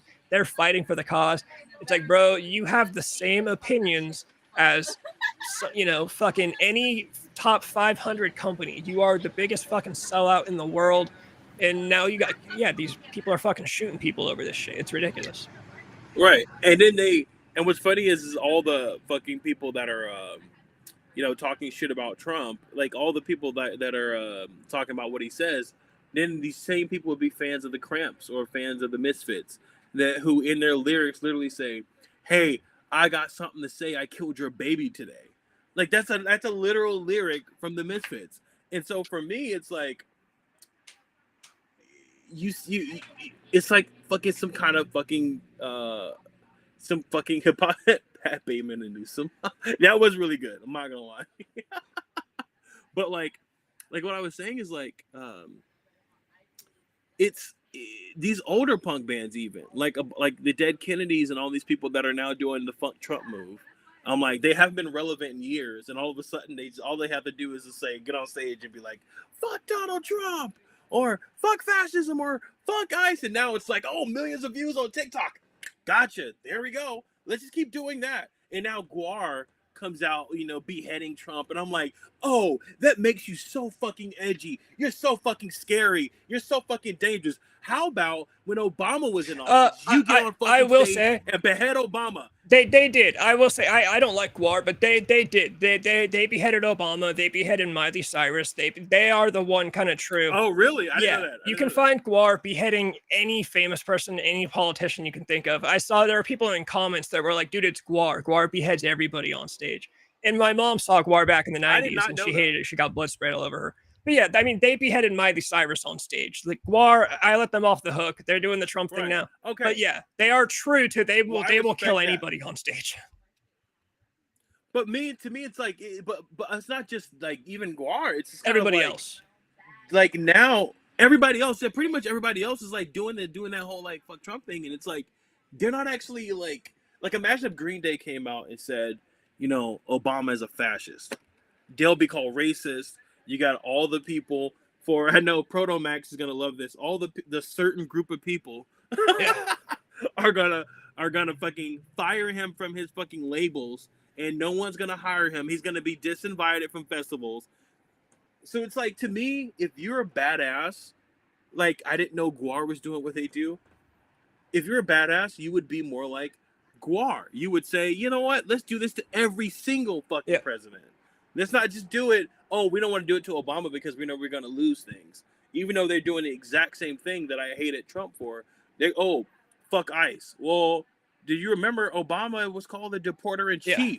He deported the most illegal immigrants out of any fucking president. And now you have no issue with him? He's not a problem just because he was fucking very smooth and talked smooth and think before he spoke.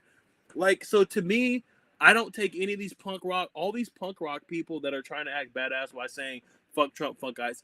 I don't take you seriously because you didn't do the same thing when Obama was in office, in my opinion. You didn't do the same thing when Joe Biden was in office. And to me, you know, it shows how like much of a stupidity, you know, that society is. Like how people are now paying attention to politics because of Trump. And it's kind of funny. It's like they thought Obama was so smooth and so charismatic that was so smooth. All right, don't call me Francis. Nice to see you, man. It's like he was so smooth that you didn't recognize the shit that he was doing behind closed doors. Yeah, if Donald Trump could like that's what's if he could only learn the game of being smooth and subtle like Obama, he'd probably be unstoppable like Obama was. But that is why his people like him. Like I know Francis here. He's told me that's why he likes him, because he just comes out and says, yeah, we killed this fucking guy over in Iraq, as opposed to, Obama doing a 10-hour speech about, we got together and we rounded up the room, we conquered. Trump's just like, yeah, he died like a dog. We shot that motherfucker. But that's what people like about him. But that's also what other people don't like about him. And it works against him. Like you're saying, it does work against him because he's out here talking about grabbing him by the pussy.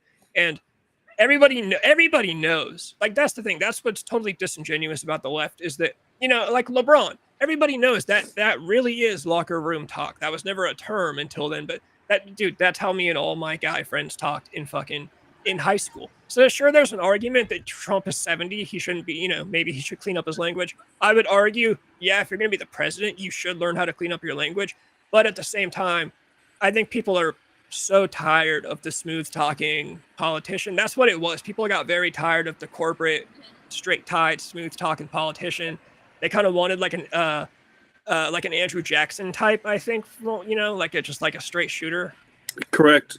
And so straight shooter, yeah. I was gonna say it works for his base, but it does work against him plenty of times, because he's just, that's just how he is.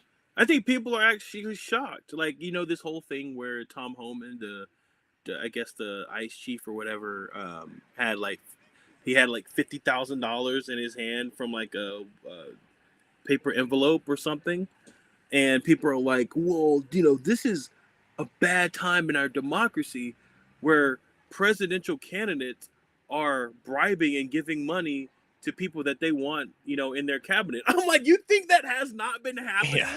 You think they haven't been going to presidents and saying, hey, that's the point of, what is the term when someone is comes into town and they just talk about money? Lobbyists. Like, it's the whole point of lobbyists. Like, you really think no one's going, to Obama and saying, hey, when you get in office, I know we're in the middle of a recession, but can you just let Wall Street out? Build out Wall Street. Can you just build it out, build them out?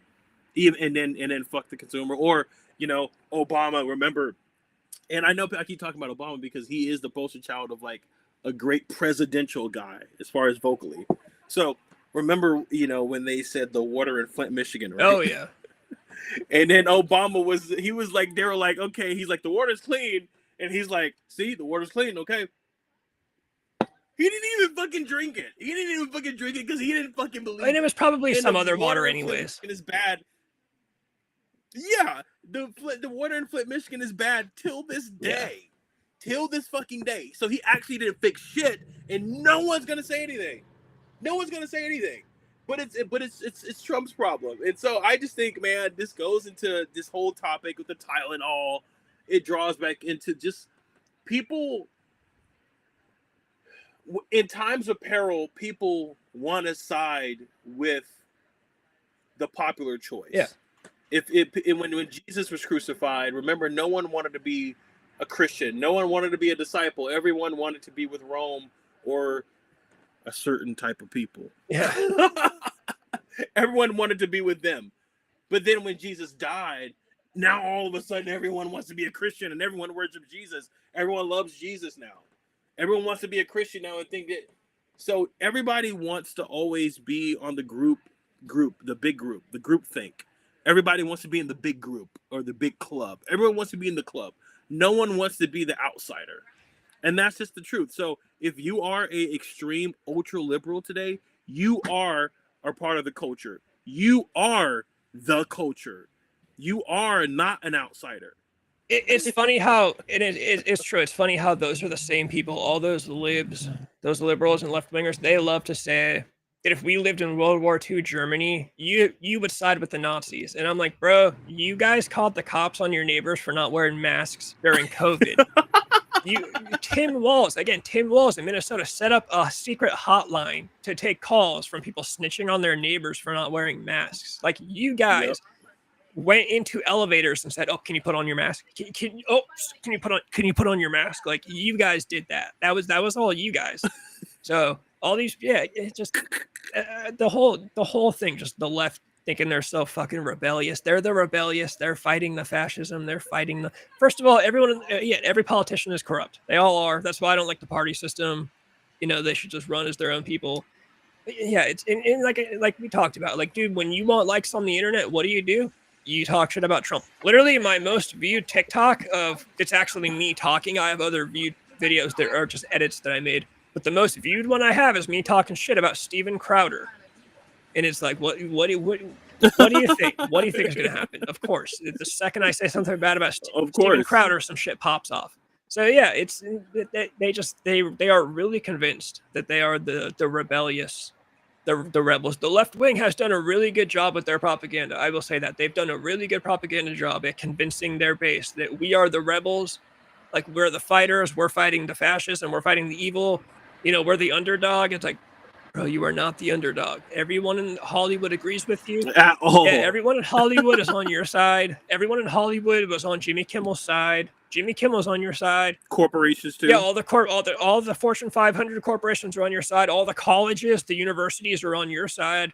The medical industry is on your side. They're humoring everything you bring to them. Like, everybody that matters is on your side, and they still want to sit around and talk about, like, oh yeah, if there were not you, you would be in the side of the Nazis. Like, you'd be the one siding with them. And it's like, bro, you sold your own people out. Like, you sold your own, and they still continue to sell their own people out. I mean, you see this shit. And let's also remember Hitler wasn't a capitalist. He was a socialist, by the way. Yeah. That's why it's called National German Socialist Workers' Party. Again, author Nicholas Schreck, he has this great quote where he says, like, the most clever thing that the left ever did was convince themselves that authoritarianism only exists on the right. He's like, no, you can be a left-wing authoritarian. Anybody can be an authoritarian. But for some reason, the left is convinced that only the right wants, authoritarianism. And it's like, bro, we're going to get off here soon because I'm going to get out of here soon. I'll save the horror thing maybe for next week, or I'll make a clip about it later this week. I'll do something with it, but I will bring it back up. It's just horror movies and politics again, but not as political. Yeah. It's me going anti-political. But, dude, they're signing a bill. Gavin Newsom is signing a bill today. I forget what it's called. You could look it up, though. It got all the signatures. All that needs to be done is Newsom needs to sign it. It's on his desk right now, and you know he's going to sign it. And it's basically, if you go online and say something that they could perceive as, like, hateful or bad or something, they can fine the social media company. So, like, if I go on Twitter and I say, fuck trans people, Twitter will get fined $1 million. Well, Twitter's not going to want to keep paying that $1 million, so they're going to end up taking my shit down. That's what this bill is, basically, that Newsom is about to sign. So it's, luckily we're still small. We can still say whatever we want here. But channels in California that have like 1 million subscribers, like this is the side that wants to. This is the side that believes in hate speech, right? What the this fuck? Is the side that what the fuck? Yeah, this is the side that wants to police language and tell you that, and the other side does too. Don't get me wrong. Donald Trump, he did fuck up today. He tweeted about, like, he's going to sue ABC for putting Jimmy Kimmel back on the air. Okay, you can't do that either, Donald Trump. Like, you also, it's like, bro, I was with you in the first half, but then you had to go tweet about suing ABC for putting Jimmy Kimmel back on the air. Like, that does not look good. But yeah, keep in mind the left is the side. Yeah. Right on, Protomex. I'll talk to you soon. Yeah, we're gonna get out here soon too. We're finishing up. But yeah, they are the side. Like, they're the ones that think hate speech. I don't believe hate speech is a thing. There's hateful speech. I can say things that are hateful. But that's legal. That's protected under freedom of speech. I can say, I could call you a racial slur right now, and I could be free from going to prison. I'm not free from you coming over and beating my ass. Don't get me wrong. There are consequences. Right, but you're not going to put me in prison for that. Like, that's not how it works. You're not going to fine me money for that. Yeah, I feel like you can't. Here's the thing: you can't legally abridge speech. I always say that you can't legally abridge speech. Freedom of speech means you can say whatever the hell you want to. Is there going to be consequences? Yes, but you cannot use the law against those consequences against those speeches. Now, if someone punches you in the face because you said something to them, that's fine. But if the government comes to you and say, "Hey, we need to lock you up or penalize you for it," that's where freedom of speech is abridged. Yeah, that's where it is. Well, yeah, fucking A. I think we're alone here, so let's get off of here. All right, man. All right, I'll see you. Yeah, we should do. I'm about to go see Him, the movie Him. Okay. I thought you were saying the band, the Jordan Peele one. So, no. I was like, dude, hell yeah, Bam Margera. But no, I'm about to go see the Jordan Peele movie, the Him thing or whatever. Yeah.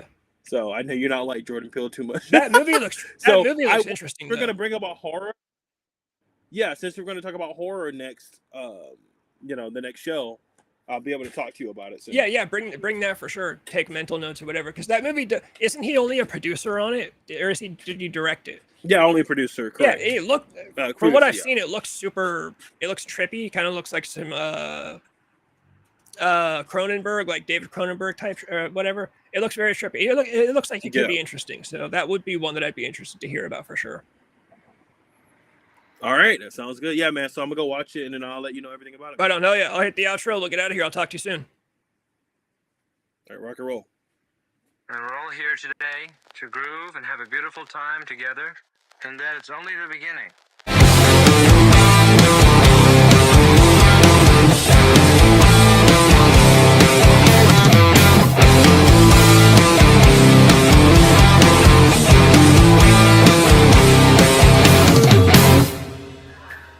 Sometimes I think I'm drunk, and then I realize I am drunk. Sometimes I think